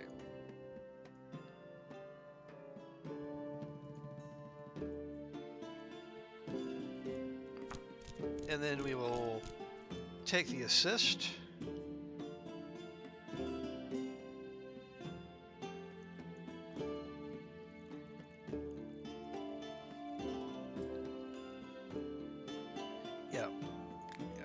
wild growth, we get mana and magic vision.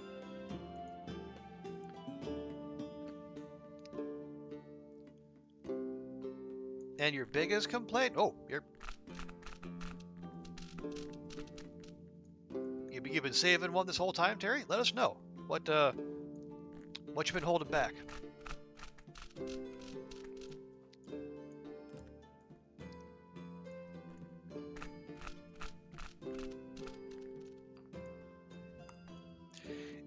If I know I'm going to make use of the same ingredient in a row, don't make me grind them. Oh, so if you know you're going to use 2 water bloom back to back, you should be able to just put 2 water bloom in and grind them all at once. I can see that.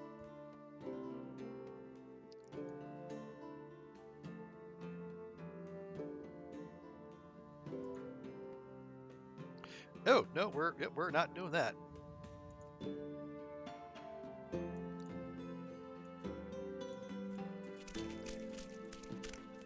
Yeah, that would definitely be a time saver if you know for sure. You know, that's the direction you want to take.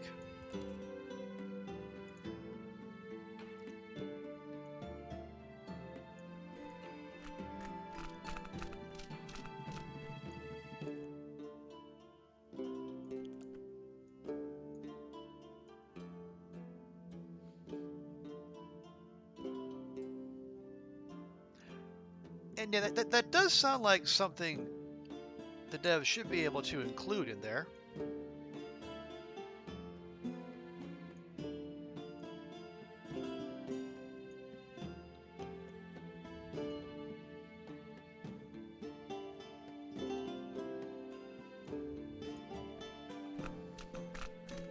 I mean, I think so anyway. I know sweet Fanny Adams when it comes to programming, so yeah, maybe it's trickier than I believe, but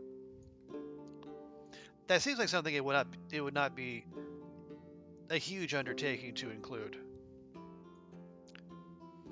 You know, they're planned. Oh yeah, the upgrades to like the cauldron and the ladle and the whatnot. Yeah, they think the devs have mentioned that.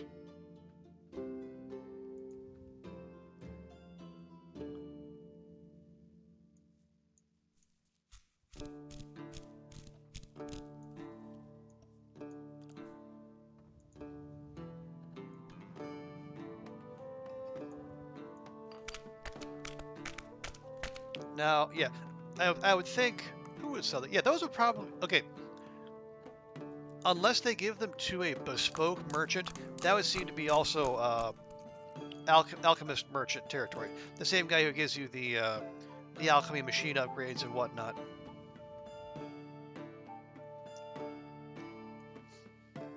Okay, so we'll go ahead. We'll go get lubrication, and then we'll go up and finish with luck. Lube and luck.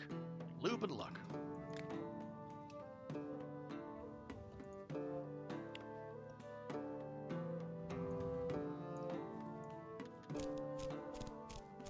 Yeah, lube and luck sounds like a very off strip club, maybe? I don't know. I've only ever been to Las Vegas for the conferences. I miss all the good stuff, apparently.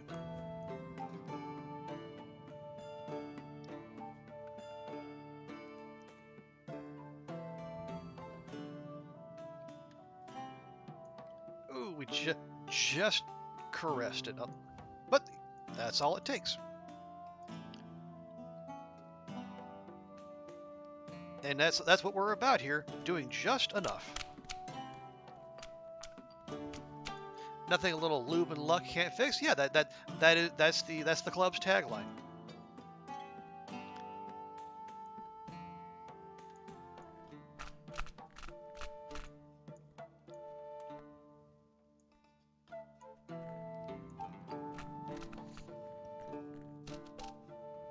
Yeah, the club probably have, you know,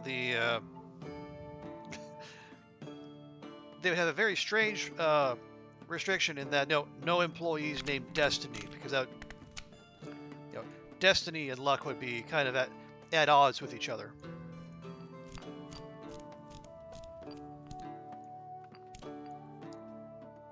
Whee! Whee! Whee!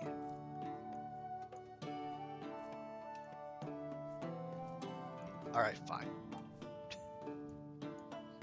Our medieval basketball career is a non-starter.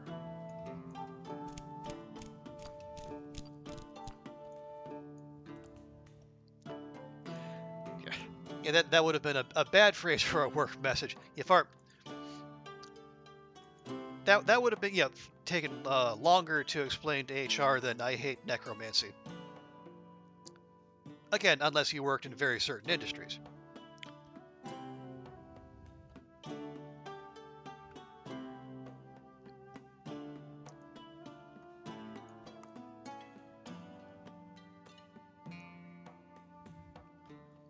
Don't play with the alchemy. Hey, I have bought every single one of these alchemy ingredients with my own money. If I want to mush them up and throw them around the lab, I can do so. I'm a grown-up, damn it.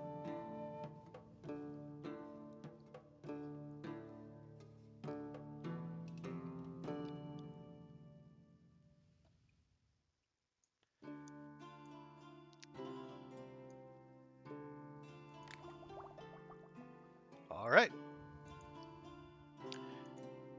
That one's for the middle. Lovely.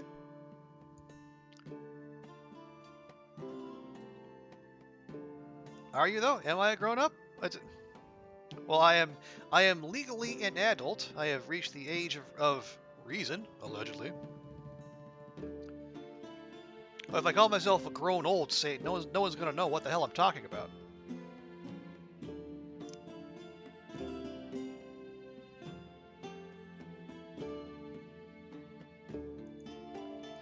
Okay.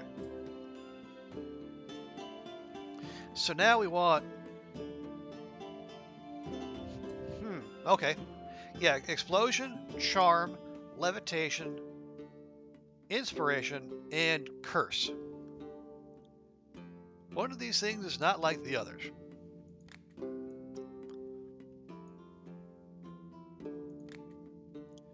You got explosion, charm, levitation, inspiration,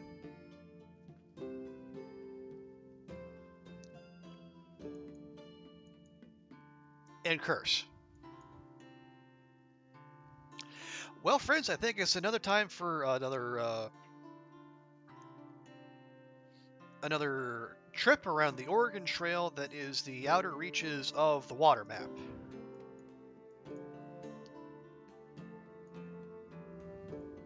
Yeah, so we'll hit explosion, curse, charm, which is its own curse, I suppose, levitation. We have cloud crystals to spare, so we can just go boop and boop.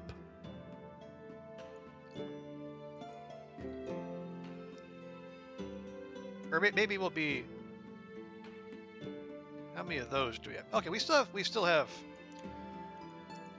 Maybe we'll go over and then up to that. We can go through there using fire bells, because the perfect ingredient to do so, apparently. And then we go boodle-doodle, doodle-doodle, doodle-doodle, down to the curse. You love collecting organs? Man, we're just... Is this Twitch chat, or is this a confessional? You know, we got Daunt hating on necromancy. We got Satan playing organ collector.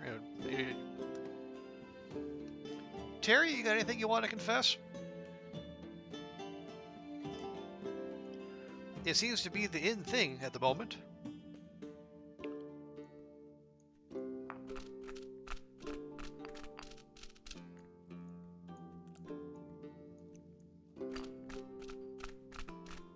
Yeah, if it had been the Oregon Trail, I imagine my 4th grade teacher would have been much less eager to whip that on us, you know, in lieu of social studies. Or more horrifyingly, maybe not. Maybe more eager. Is it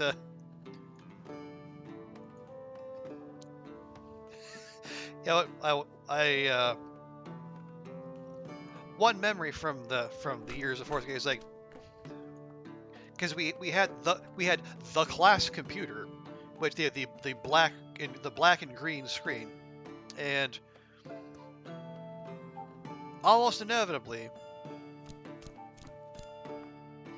when you're unended, you'd have a kid run into the dictionary, find out what's dysentery, and then being absolutely horrified when they found out they pooped themselves to death.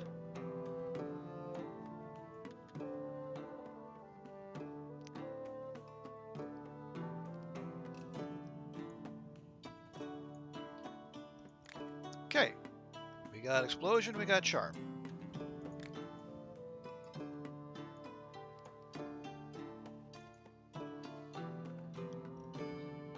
Dysentery is when you Terry.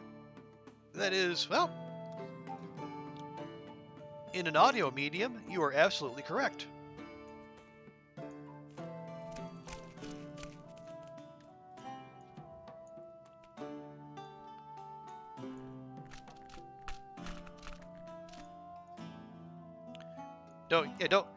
Don't be dysentery. Just a good rule for life in general.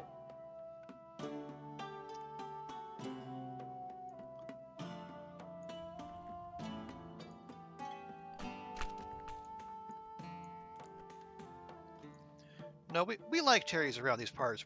There will be no dissing of Terry here.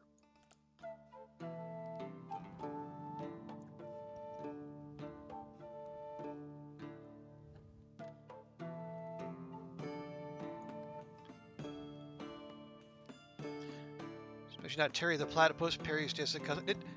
Did Perry have a cousin? I guess I must have missed those episodes. What was I doing? Ah, yes.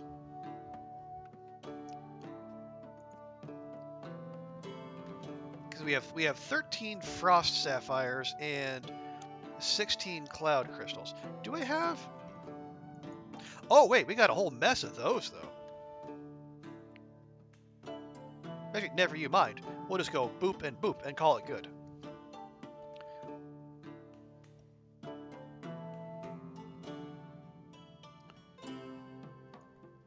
I am completely forgetting myself.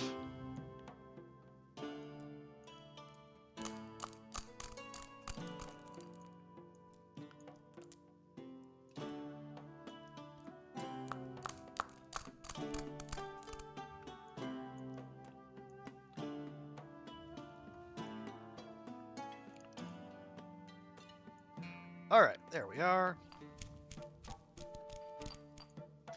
And then we'll just position ourselves so that once we hit this, we can just sashay through. Mushing up crystals is the best. Yes, you know, of all the Foley work done in the game, that is definitely top tier.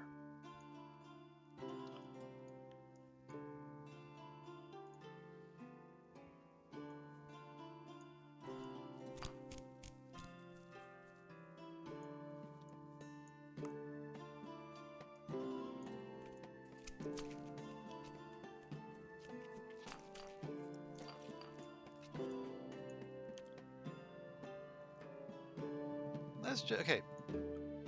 Definitely not me being paranoid, but let's just, you know, put the spurs to that right about there. There we go. So now we got to go from here all the way down to here. Again.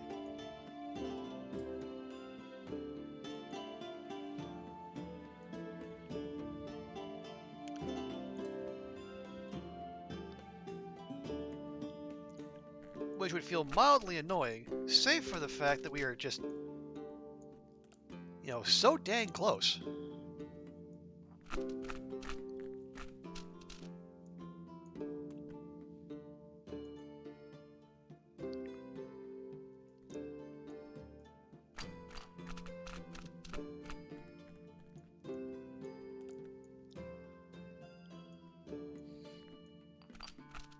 honestly, I think these magma morels, if not for the existence of the rainbow caps and just the absolute magic they can do, I think the magma morels would be my MVP for the run. They just cover an absolutely silly amount of ground, and they're so affordable too.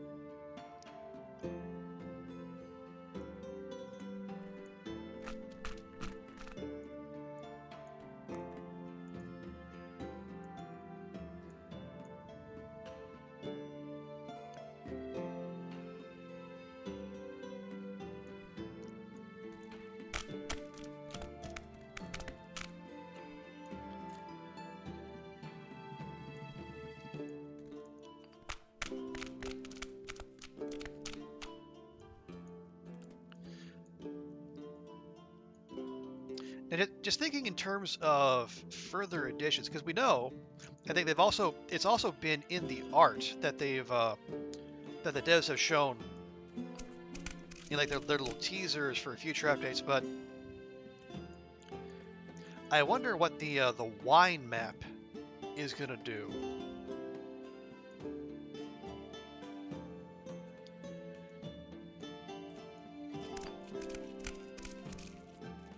Because from the little bit of art they did show, they had something that looked like the swamps in the oil map, but they'd have, I think, a different pattern on them. I'm trying to remember off the top of the dome, and it's not cooperating.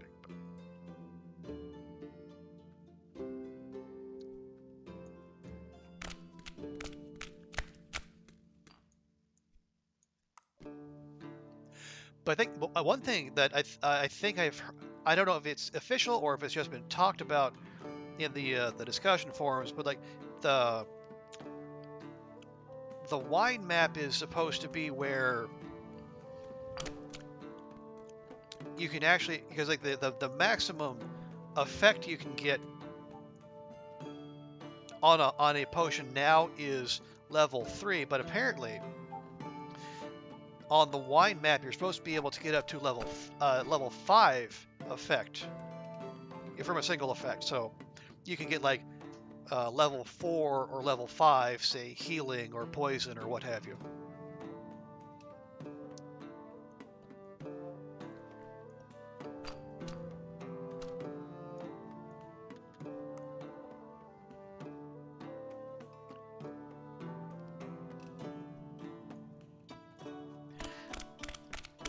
And I would imagine like once the alchemy merchant sells that to you, you'll have customers coming in looking for it, and that'll be. I guess like, will it be new? Again, that also get back to the point of like how much do the devs tweak when when the next content update comes? Do they tweak more bits to make it accessible, or is everyone going to have to reach popularity 15 just to access the new stuff? Will that be the ones I want the strongest type you got? Oh yeah. I think the strongest type you got will be like whatever is open like when you're there. I guess unless you get to the wine map, then tier 3 will be the strongest you have. The content update is no, I don't think so. I'm just saying, like, when that happens, I wonder, whether they'll keep all of that locked behind reaching popularity 15 as it currently stands. Yeah. Oh yeah. No Waffle Iron. I know nothing. Also, hey, Waffle Iron, welcome in. No, we're just Daunt and Terry, we're just kind of theory crafting, and we're like wondering what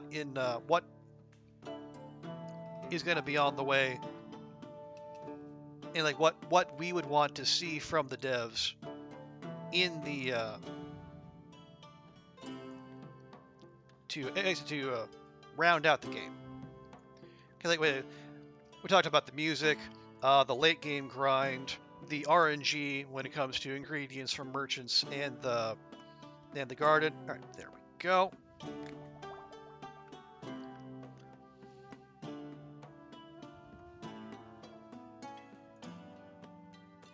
Okay, that one goes out to the left.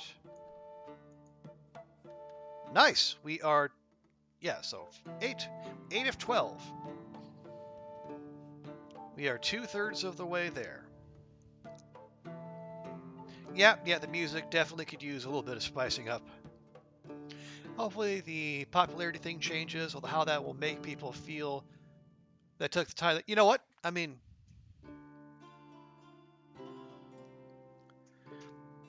if those people, if they get their fifis hurt, that the devs decided to make the game a little more accessible, well, that's a them problem, not a game problem. No one made them grind to level 15 popularity.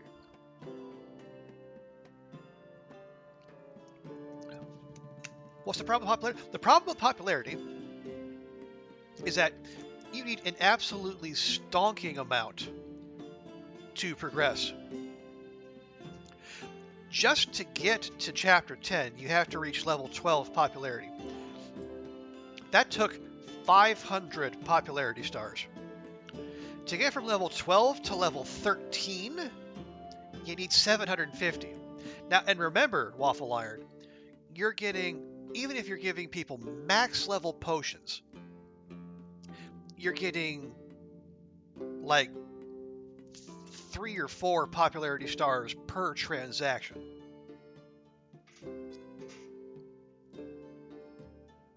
You're at popularity 9 now. Yeah, because it's basically normal up through chapter 9. But then once you hit chapter 9, there is a huge spike in the amount of popularity you need to progress. And now I think maybe it's a bad design decision. Maybe it's just a placeholder to give people something to play until more content comes out. We don't know. Okay, next. This actually looks fairly straightforward. So strength, dex, swiftness, light, and libido. Okay, real quick. Did I ever save the strength, dex, swiftness potion? No, that's for the other one. Darn it. Because I always wondered, like, what... Because you have customers who come in asking for a potion that'll make them faster, faster, stronger, swifter, or whatever. If you made them a potion that does all 3 of that, do they pay extra? I don't know. Because you can give them swiftness or dexterity or strength, and they'll take it. But if you give them all 3, do they just pay the same? Do they pay more? I don't know. That'd be some science we could do. Yeah, you need to spend ages taking customer code over and over, and the only thing you're grinding is popularity stars. Yeah, because Waffle Iron, once I hit chapter 9, I stopped haggling altogether. All we did is just power. Every transaction, I did not haggle. I just sold for MSRP and took the maximum amount of stars.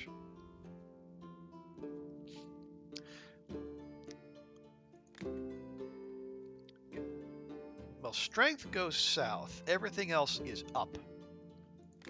Yeah, strength is there. Dex, swiftness, light, and libido. So strength, dex, swiftness, light, and libido. Okay.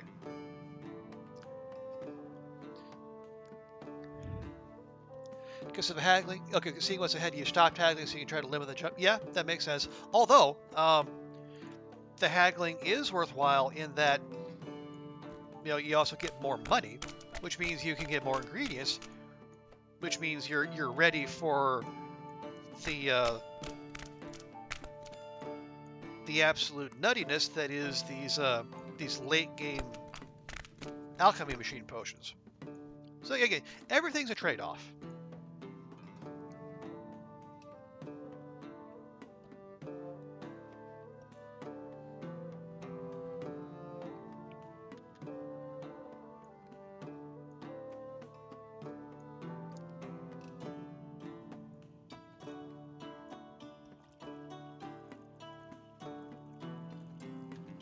All right, strength done.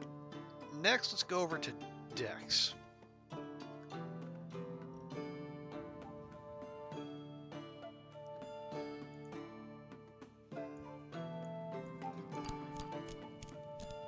But yeah, as I say, and I do want to.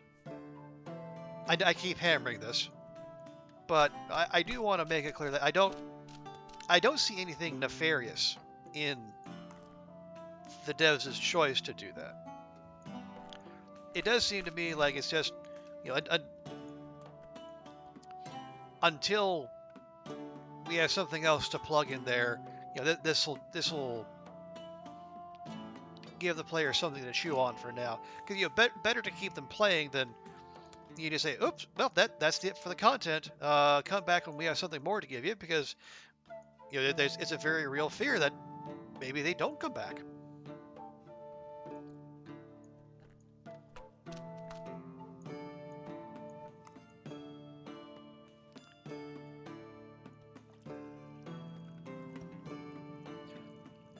You also spend some time just doing custom orders for bid each time between leveling up your gold. Yeah, that's perfectly sensible.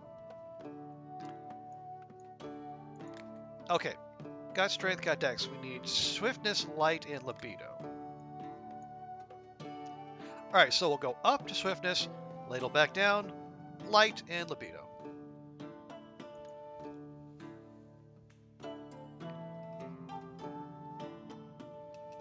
The game, okay.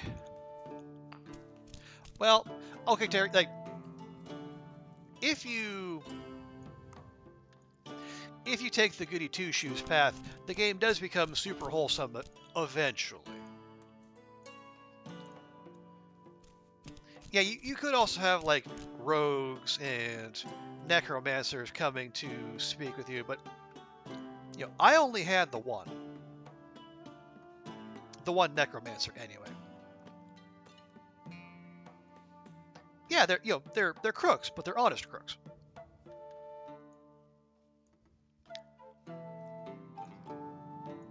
And apparently, like apparently the more evil your reputation, the more honest the crooks are with you. You get people just sashaying and saying, because what was it Waffle? You said yesterday you had someone come in and say, I don't actually need the money. I just like stealing. Can I get an invisibility potion?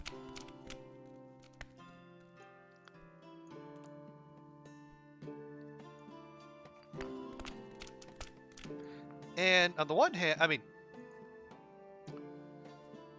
that this particular shop would be horrified to have such a customer, but obviously there are a great many out there who would be all too delighted to have that person's custom. And you know what? Good for them.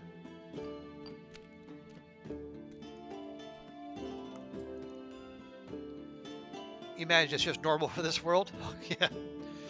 Yeah. Wholesome doesn't always mean it can't have a dark side. Look at Animal Crossing. Super wholesome, yet it's run by a money grabbing, loan peddling maniac. Yeah, Tom Nook is a landlord.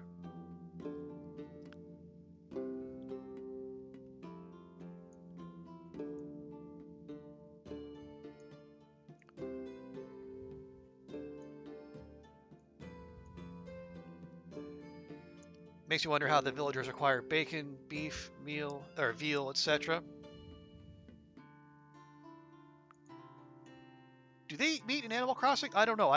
I tuned out on that like super quick.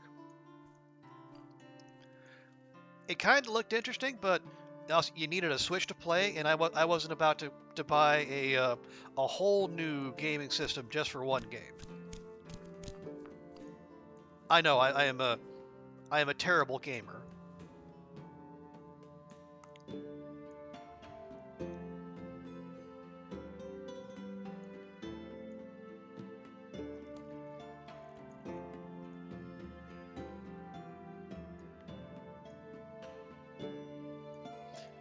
There we go. Well, that's a neat little color effect, I gotta say.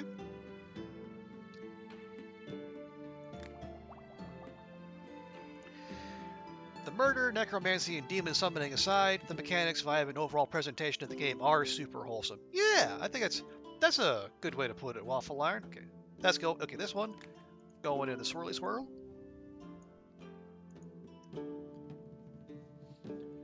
Wholesome with a side of necromancy, best kind of wholesome. Yeah.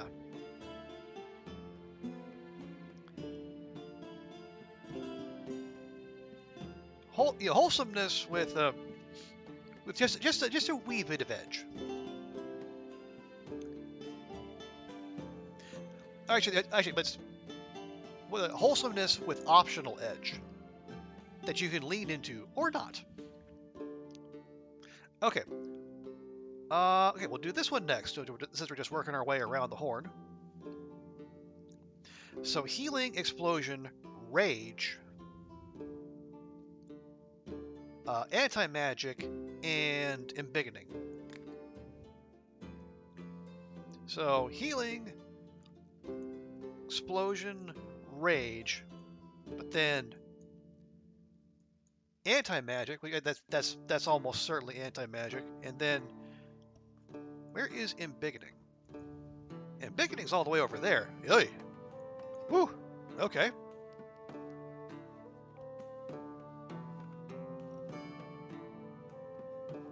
Going opposite sides of the map. All right, how do we want to do this?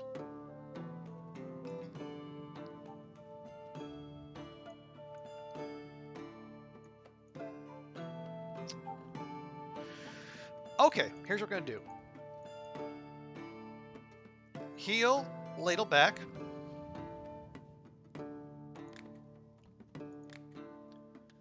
Explosion. Rage. We'll come over here. We'll jump across. We'll get the embiggening. And then I think we're just... Well, or do we?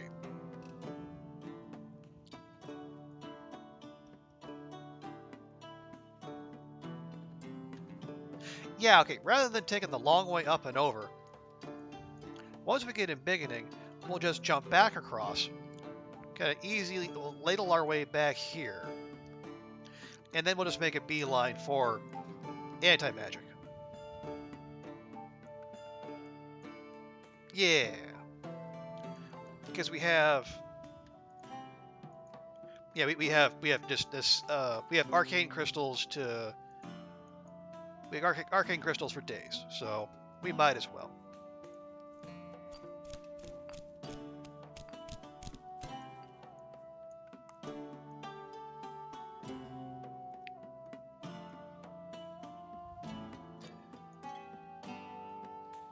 In both New Leaf and New Horizons, you made a creepy room in the house. New Leaf, you had a room with a dentist chair, a skeleton display, axe, mop, and a mop bucket, a TV camera, security cameras, and a picture of Sparkle. The rest looked pretty standard. It was funny to you. Well, I mean, if you're the one who's going to be spending the most time there, so you know if it looks good to you, that's what's most important.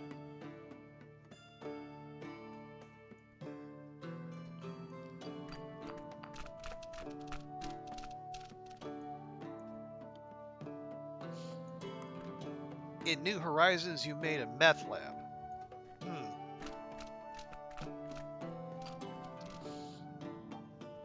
Oh, did they sell like chemistry set in the shop? That would make sense. Oh, you used the star bits for meth crystals and made a chemistry lab in the basement. Oh, okay.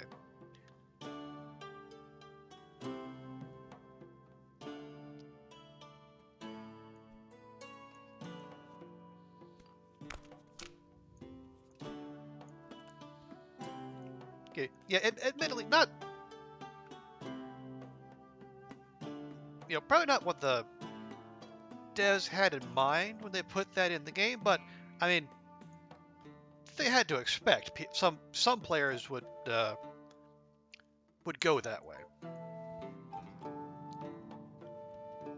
I mean, the devs live in the world.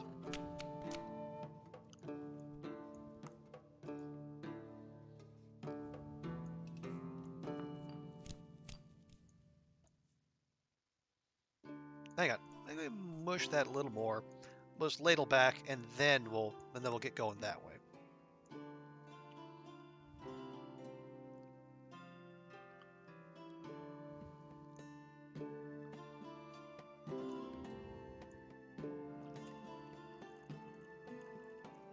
There we go. You know a couple game devs, they promise you they only thought of it. Maybe they probably tried it in play test. Okay, there you go. Not from that game, but personality type scene death. But yeah, yeah. Committing to making a whole ass video game and does take a certain level of not just of dedication, but probably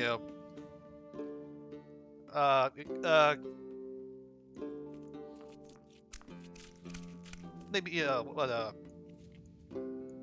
masochism, is it? I don't know. I am not a mental health professional, so that's not anything I really need to weigh in on.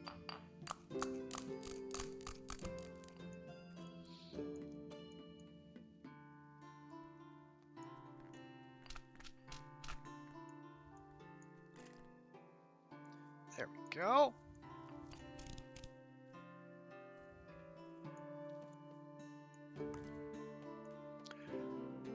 There's tons of scary and creepy towns people have made in Animal Crossing. I can definitely see that. You got to push it to the well. I mean,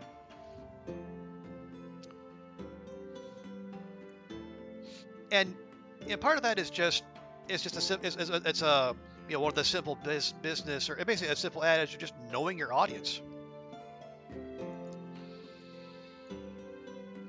I mean, you know the kind of people, or you should know the kind of people who are going to come play your game.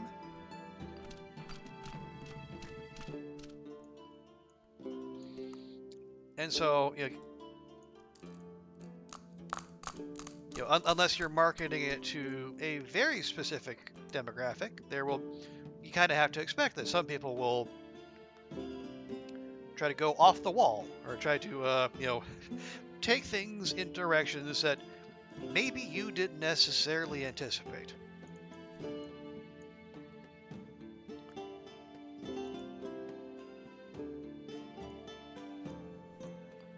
Again, not necessarily a bad thing.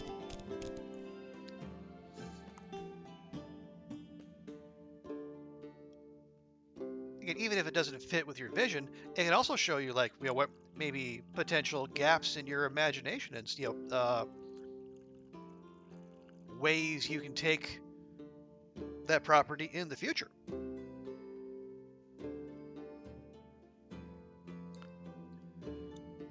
The interesting part is that Animal Crossing, that game, demographically played more by women than men. Yeah, I can see that.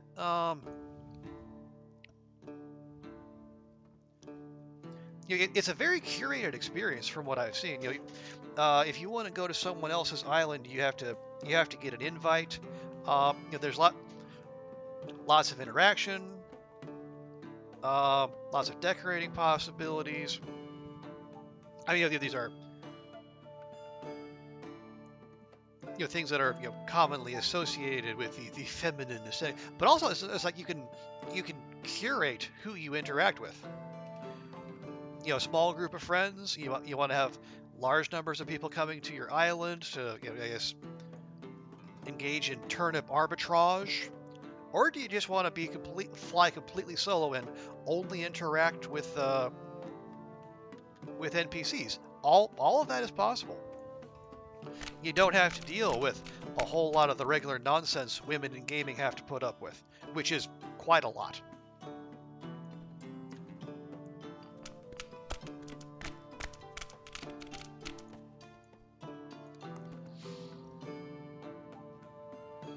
And I mostly the game interested me, but I think my biggest complaint would just simply have been that it operates off of a real-time clock. So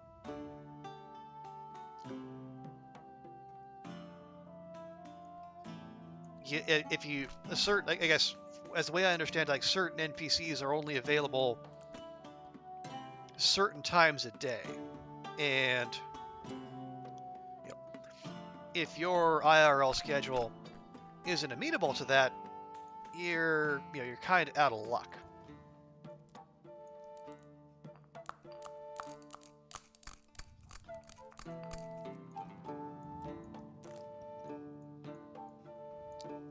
And from what I understand, the what's the name of the new Disney game was like Disney Dreamlight Valley or some such thing. Apparently, that uses that same thing too. It's like if you want to go see Goofy, there's only certain times during the day you can do that. I don't want to be on someone else's schedule when I'm playing a video game. I want to be on mine. You know, sorry, Goofy. That's just the way it is.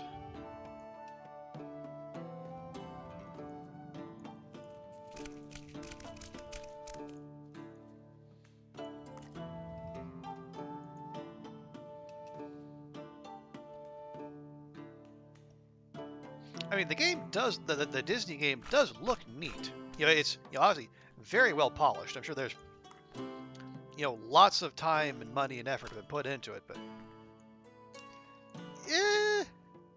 I think I'll pass.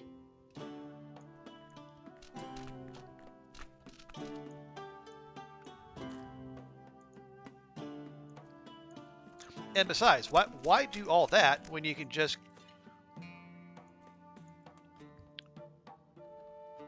why go to all that effort when you can play Coral Island and basically get all that with none of the real-time shenanigans and just be inundated with disturbingly hot NPCs.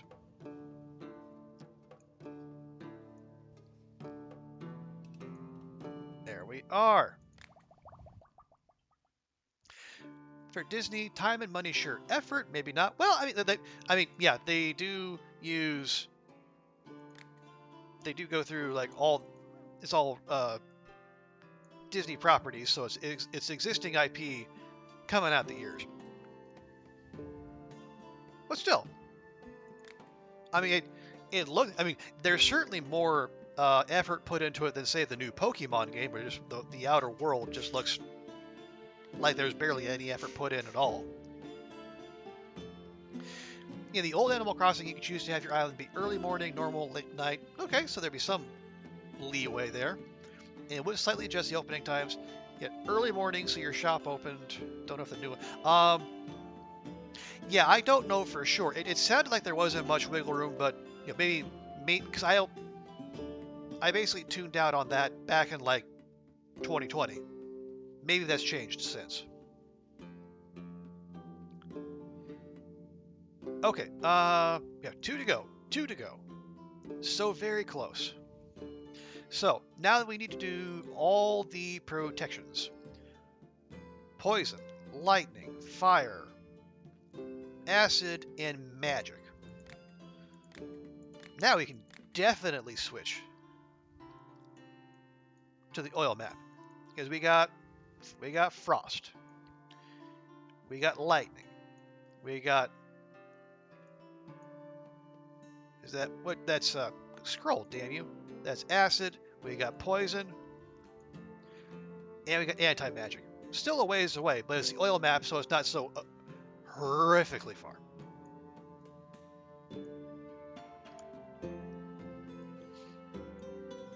And then frost is the outlier.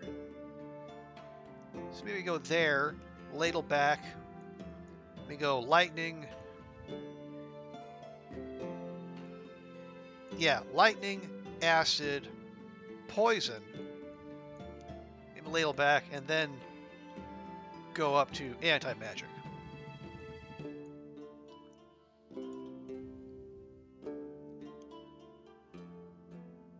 Matter of fact, can we do... yeah, we can actually do the next one on oil too, because the oil map does have stone skin. Oh wait, no. Ignore me. This one doesn't have frost protection. This one does. We got poison, lightning, fire, and acid. So we actually don't need to go that way. Yeah, help. Turns out reading is fundamental. So we do want lightning, acid, poison, fire in anti-magic. Yes, lightning, poison, fire, acid, anti-magic. Alright, well that actually makes things simpler. You just go down, hit that, and then we'll just swing our way up there.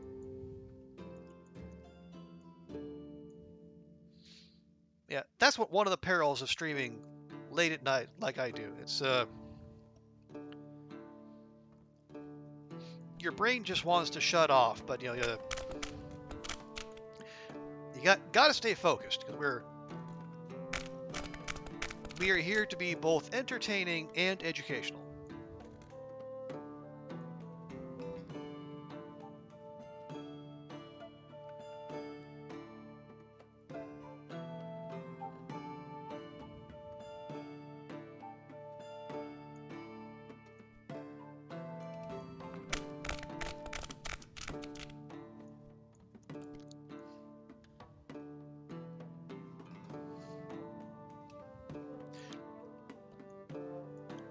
Okay, that will that do? That will do.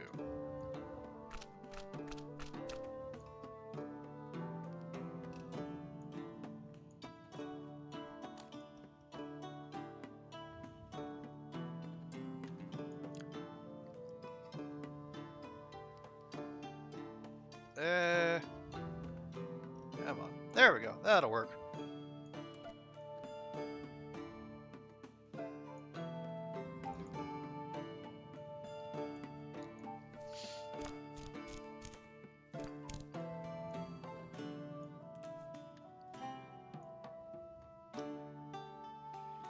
Yeah, so after going to the far reaches of the water map for all but 2 of these, we can close things out with one more run through the swamps of the oil map, for old time's sake.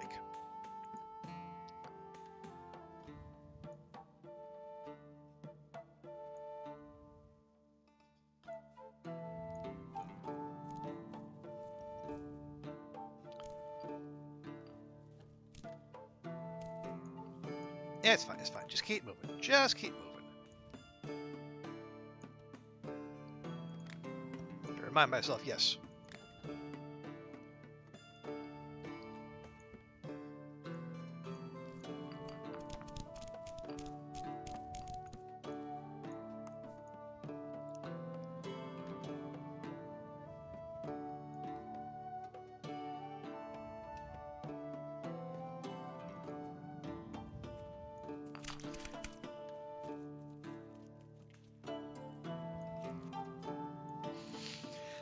Okay, I guess if I was to really stretch and try to come up with some other justification of just not absolutely powering through everything, using our ingredient stores, the argument could be made that we will if we read what the devs said around the 0.5 release, that basically saves would be compatible post 0.5. So basically, when any new content that comes out, we should be able to reuse existing saves. So whenever new stuff does come out, we can come back to having large stacks of goodies waiting for us. And as long as the popularity grind isn't still in the game, we should be able to get right to the good stuff.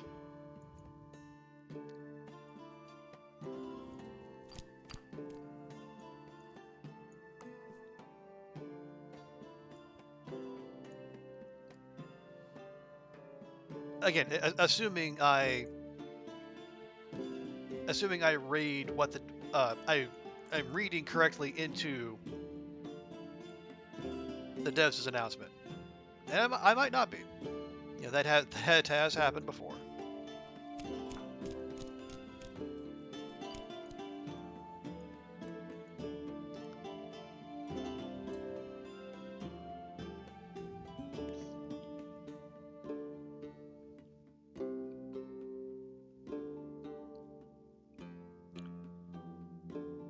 Alrighty.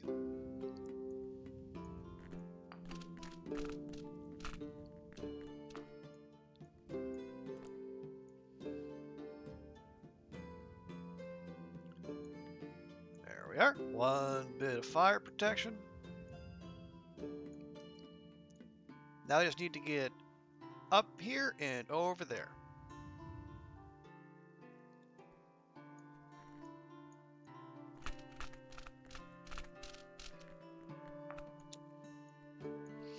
And then we will be exactly one potion away.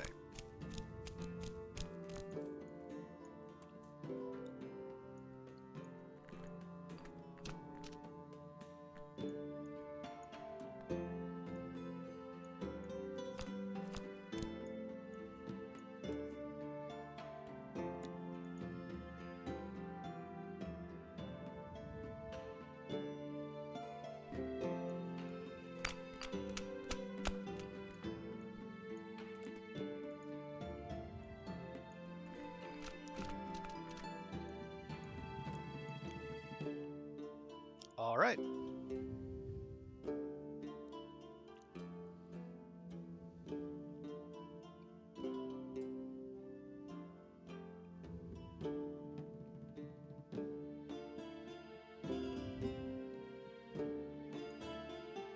And a little touch of the old anti-magic.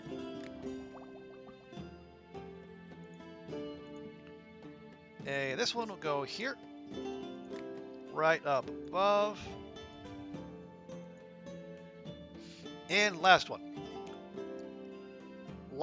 Lightning, fire, frost, anti-magic, and stone skin. So this one does take frost.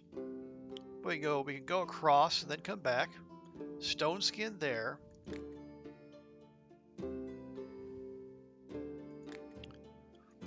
And go stone skin and lightning.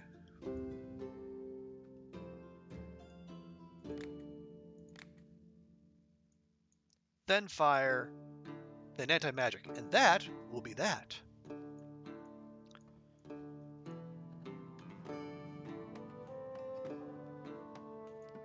So let's get moving. I am excited.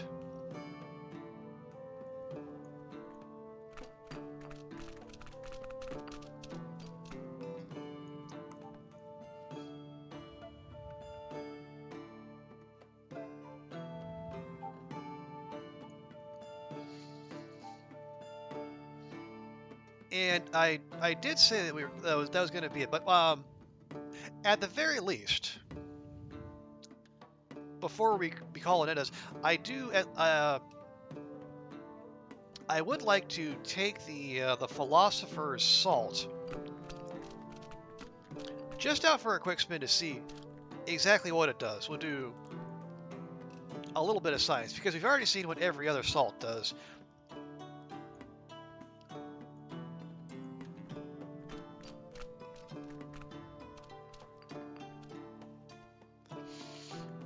Oh, like so how how vigorously does it move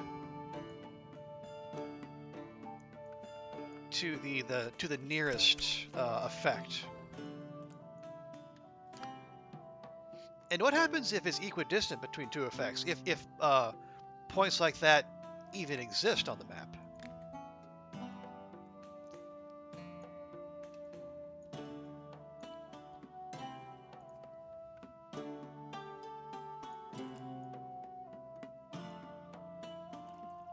All right, and so we'll just take the olive oil express. The swamps will slow us down a little, but it will not stop us. Okay, and now stone skin, and then lightning.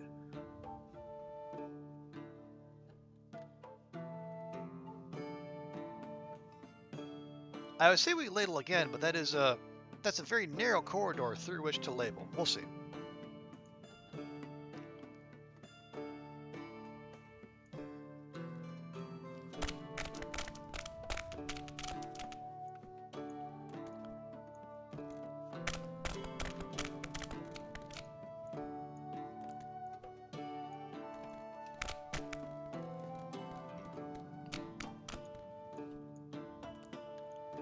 All right, and into the swamp we go.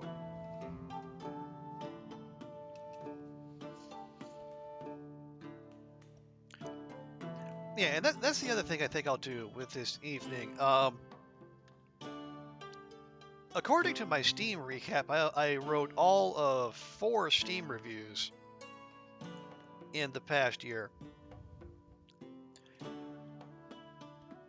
I think, yeah, last night's stream pushed me past 60 hours in Potion Craft, so I think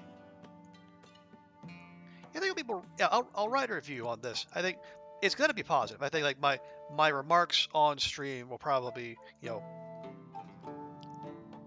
not, that won't be the least bit surprising, but like the concerns about the grind, the music, the RNG. I think those are worth noting. Somewhere on the record.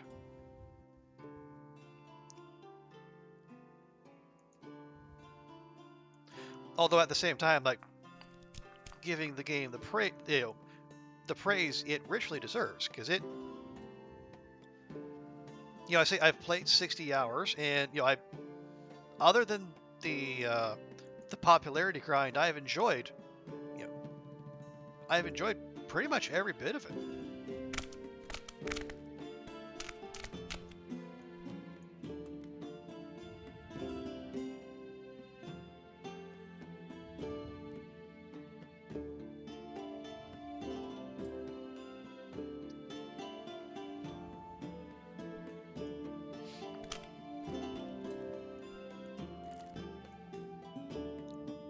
There we go. Now we'll just go ahead and finish that out.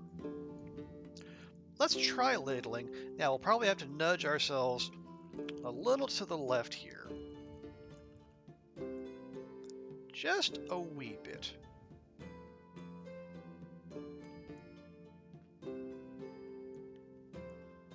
There we go. Right in between.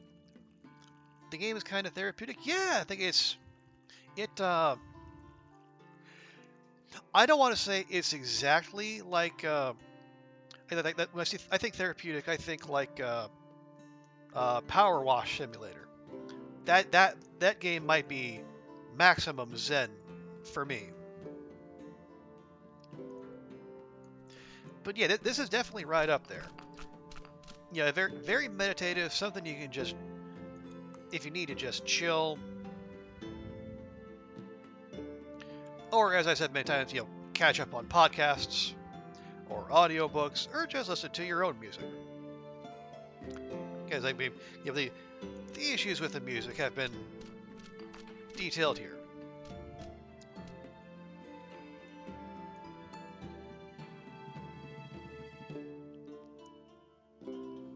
Now, I'm curious, Waffle Iron. So when you say therapeutic, how is it therapeutic for you? Don't share anything you don't feel comfortable showing. But I am curious, like,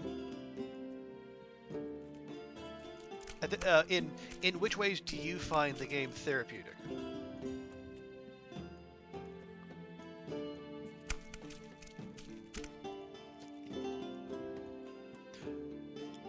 Just de-stressing in general? Sure, that makes sense.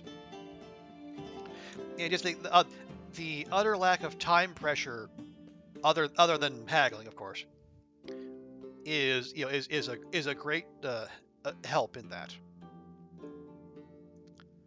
Okay, and let's go whoop, and work our way right up there.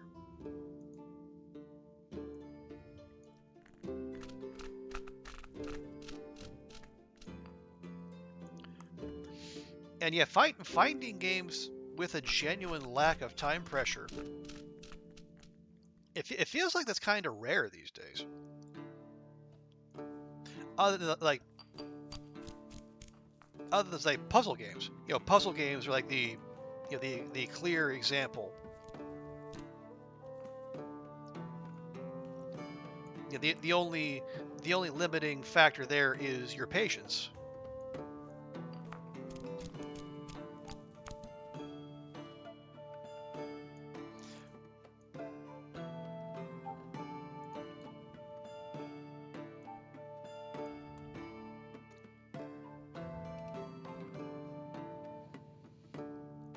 Yeah, pretty zen and satisfying to know what ingredients you need offhand, and then exploring the map, making impromptu decisions to branch out. Yeah, a lot of games use time as a resource.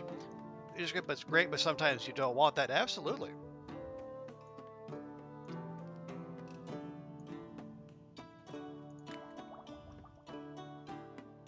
All right, and then that one down below. Here we go, folks. One order of Philosopher Salt coming right up.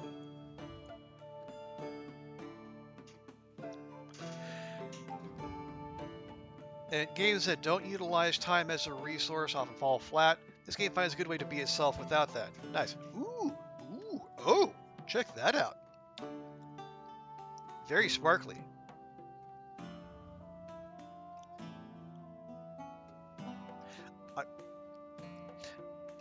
And honestly, that's a much more interesting. I kind of want to just keep it there and just be able to stare at that Hypnotoad style, but alas.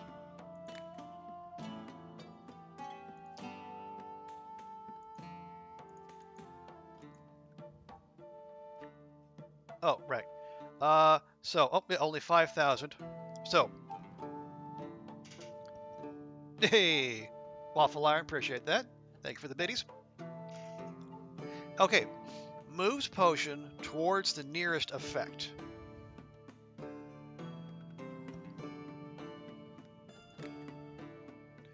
I guess I'll go ahead and do that. Because we're not spending it on very hard haggling. No way. And that leaves popularity, which we've already discussed. We're not doing that, but okay, well, these fine people have been waiting for so very long. We might as well. Do you have any glowing paint? Glowing paint? Do you know the wizardry I have just done? Do you know the absolute wonders I have worked? You want glowing paint? Alright, here. Get out of my sight. If it works as it says, seems good for Necro. I get. Oh yeah. Like, does it move? You know, does it move you in a safe direction, or does it make a beeline for the nearest effect? Okay. Yep. That's a good shout, Daunt. Let's test that. I am going to hunt. Need to keep a wounded boar from running off. Okay.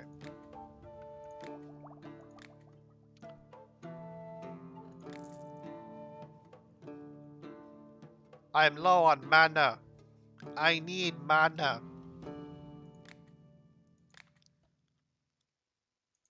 Apparently he's low on vocabulary too. Okay. But I will say, he did sound like he could use a nap too. But fine. I plan to do flowers. I want them to grow, and then they go faster. You want wild growth. Honestly, I don't care.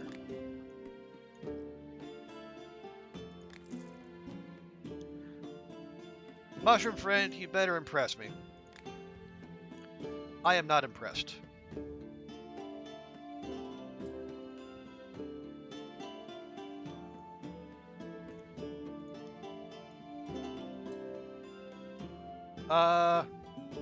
Yeah, mushroom friend. Yeah, mushroom friend is good people.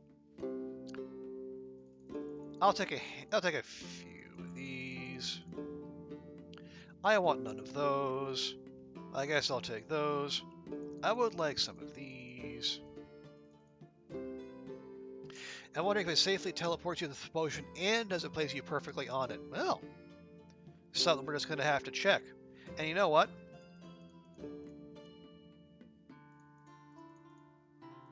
I'm going to take some of your super mushrooms too.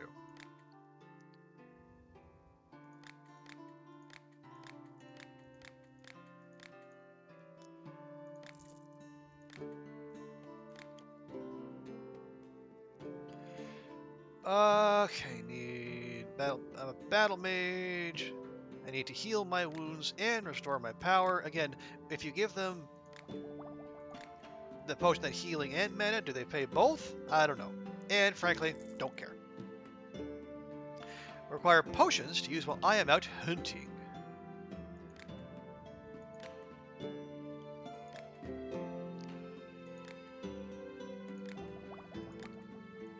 There, hunt more faster. You want strength?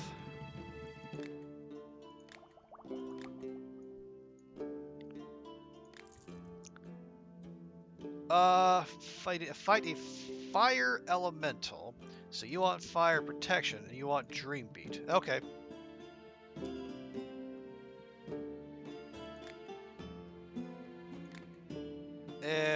Oh, already has dream beat in it. Fantastic. Means we don't have to cheese it. Potion of agility.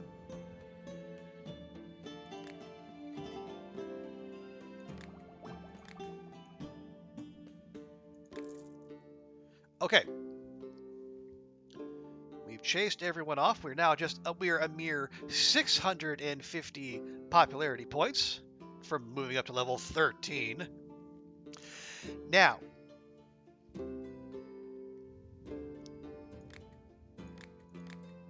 so we want to test and see exactly how the Philosopher's Salt moves us.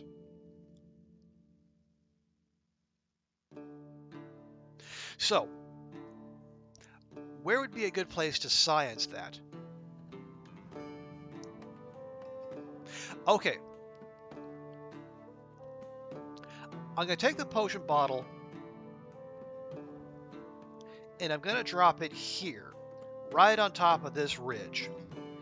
So, the closest effect spot would be frost, but there's a bone zone in between.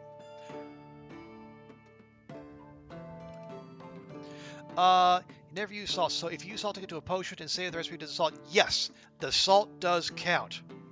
That's why we're so low on moon salt. Where we... Yeah, so if you see there, like, so one of those machine potions, it saves my use of 903 sun salt. So do be careful and don't go slowly when you're turning and don't overshoot, because you either have to just say, not save that recipe, or if you do save it, you're going to cost yourself a whole lot of salt. And you get twice the sun salt than you do the moon salt. All right. Yeah. So we are sciencing. Yeah. Okay, yeah. So we'll park it here. Maybe if it moves us to the closest safe one, it would be mana. If it's the closest one, it would be frost, but that wouldn't be safe.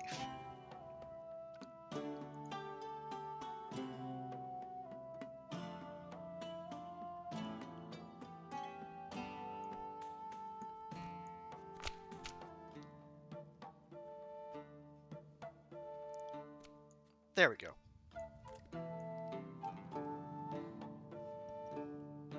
Okay. So,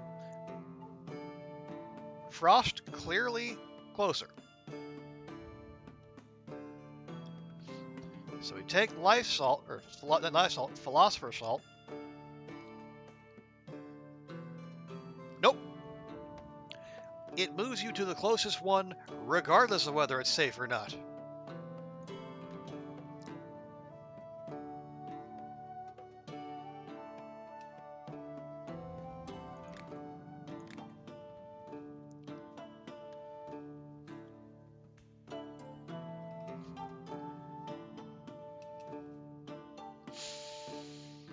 Okay, now, next bit of sciencing. If it moves it toward it, will it put you directly on the effects? But will it give you? Will it be a level 3 on its own?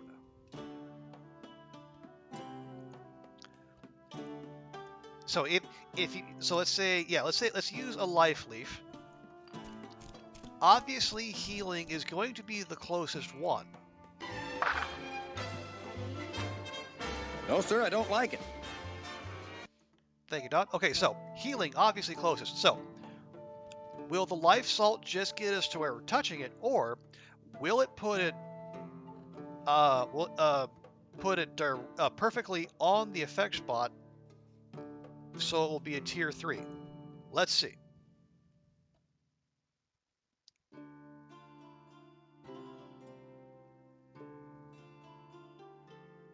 Okay, so if you let it, it will give you a tier 3. So at least there's that.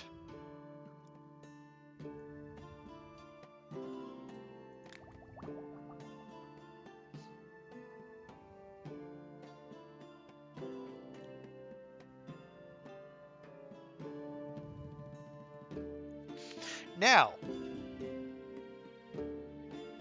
one other thing I'm wondering. Okay, I'm looking at poison and healing. Are they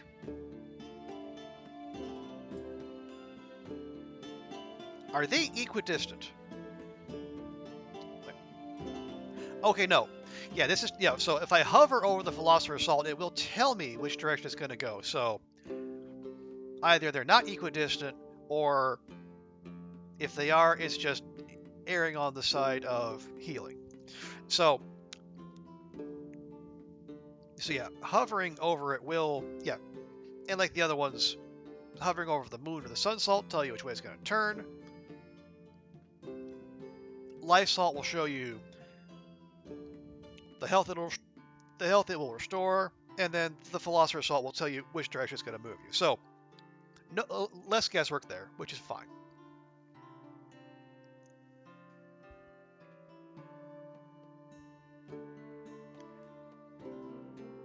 Okay, hey, that's I think that's us done with at least that's us done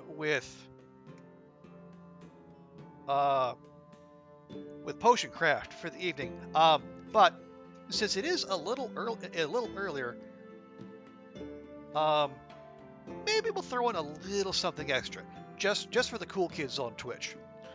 Well, I think so we'll pop up here.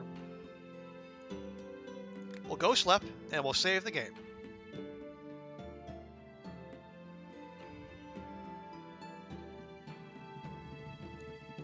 You were somehow expecting for more from it? Yeah, given everything it takes to get there, I can definitely see that, but save. Yeah, I can understand some underwhelming there. But yeah, it's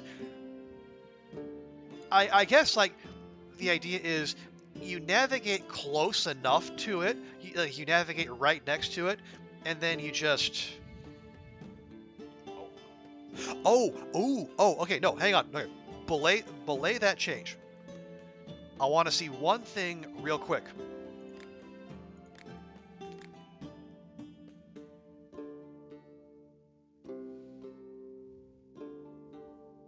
Okay, we're now okay. Now it's gonna move us to. It's gonna move us to poison, but on the oil map, it's not moving. It's not directly, standing straight up the neck of the bottle. It's a little off to the left. So if you use the Philosopher's Salt to move you to an effect spot where the neck of the bottle is different from where your neck of the bottle is, will that also turn it, or will it only move you there straight up? Okay. Maybe, I don't know. Let's find out. We'll do one last bit of science. Okay, not on the effect spot. So does it just move it, or does it move it and turn it? So basically, we're asking, is using the Philosopher's Salt a guaranteed tier 3? Or does it only move you on the effect spot?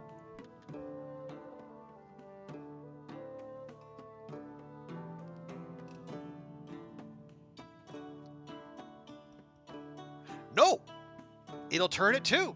Okay, it turns it as well. So yeah, if you just get close enough, you can use the Philosopher's Salt to move right on it and turn the bottle, guaranteeing yourself a tier 3 potion.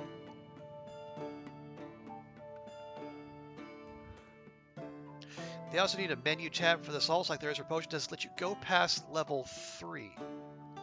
Like, can you overshoot, or does it stop you? Well, I guess we already saved. We don't have to save what we're doing now, so if I pour... Nope. It stops. You gotta sleep, Satan? Alright, thanks for coming by. Have a good night. We'll get back to more vampires eventually. Don't worry about it. Yeah, so the moon and the sun salt, you can overshoot. Then you just got to go back around. But it looks like with the Philosopher's Salt, once it hits tier 3, it stays. Now, you can continue pouring in and wasting your salt, but it's not going to do anything.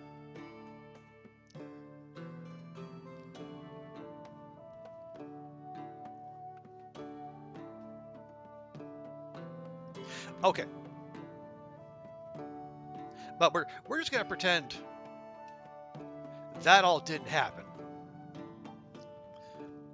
Okay, so YouTube crowd, we're going to end the recording here. Thanks so much for hanging out. And Twitch folks, hang right on. We're just going to do one little thing to cap the night.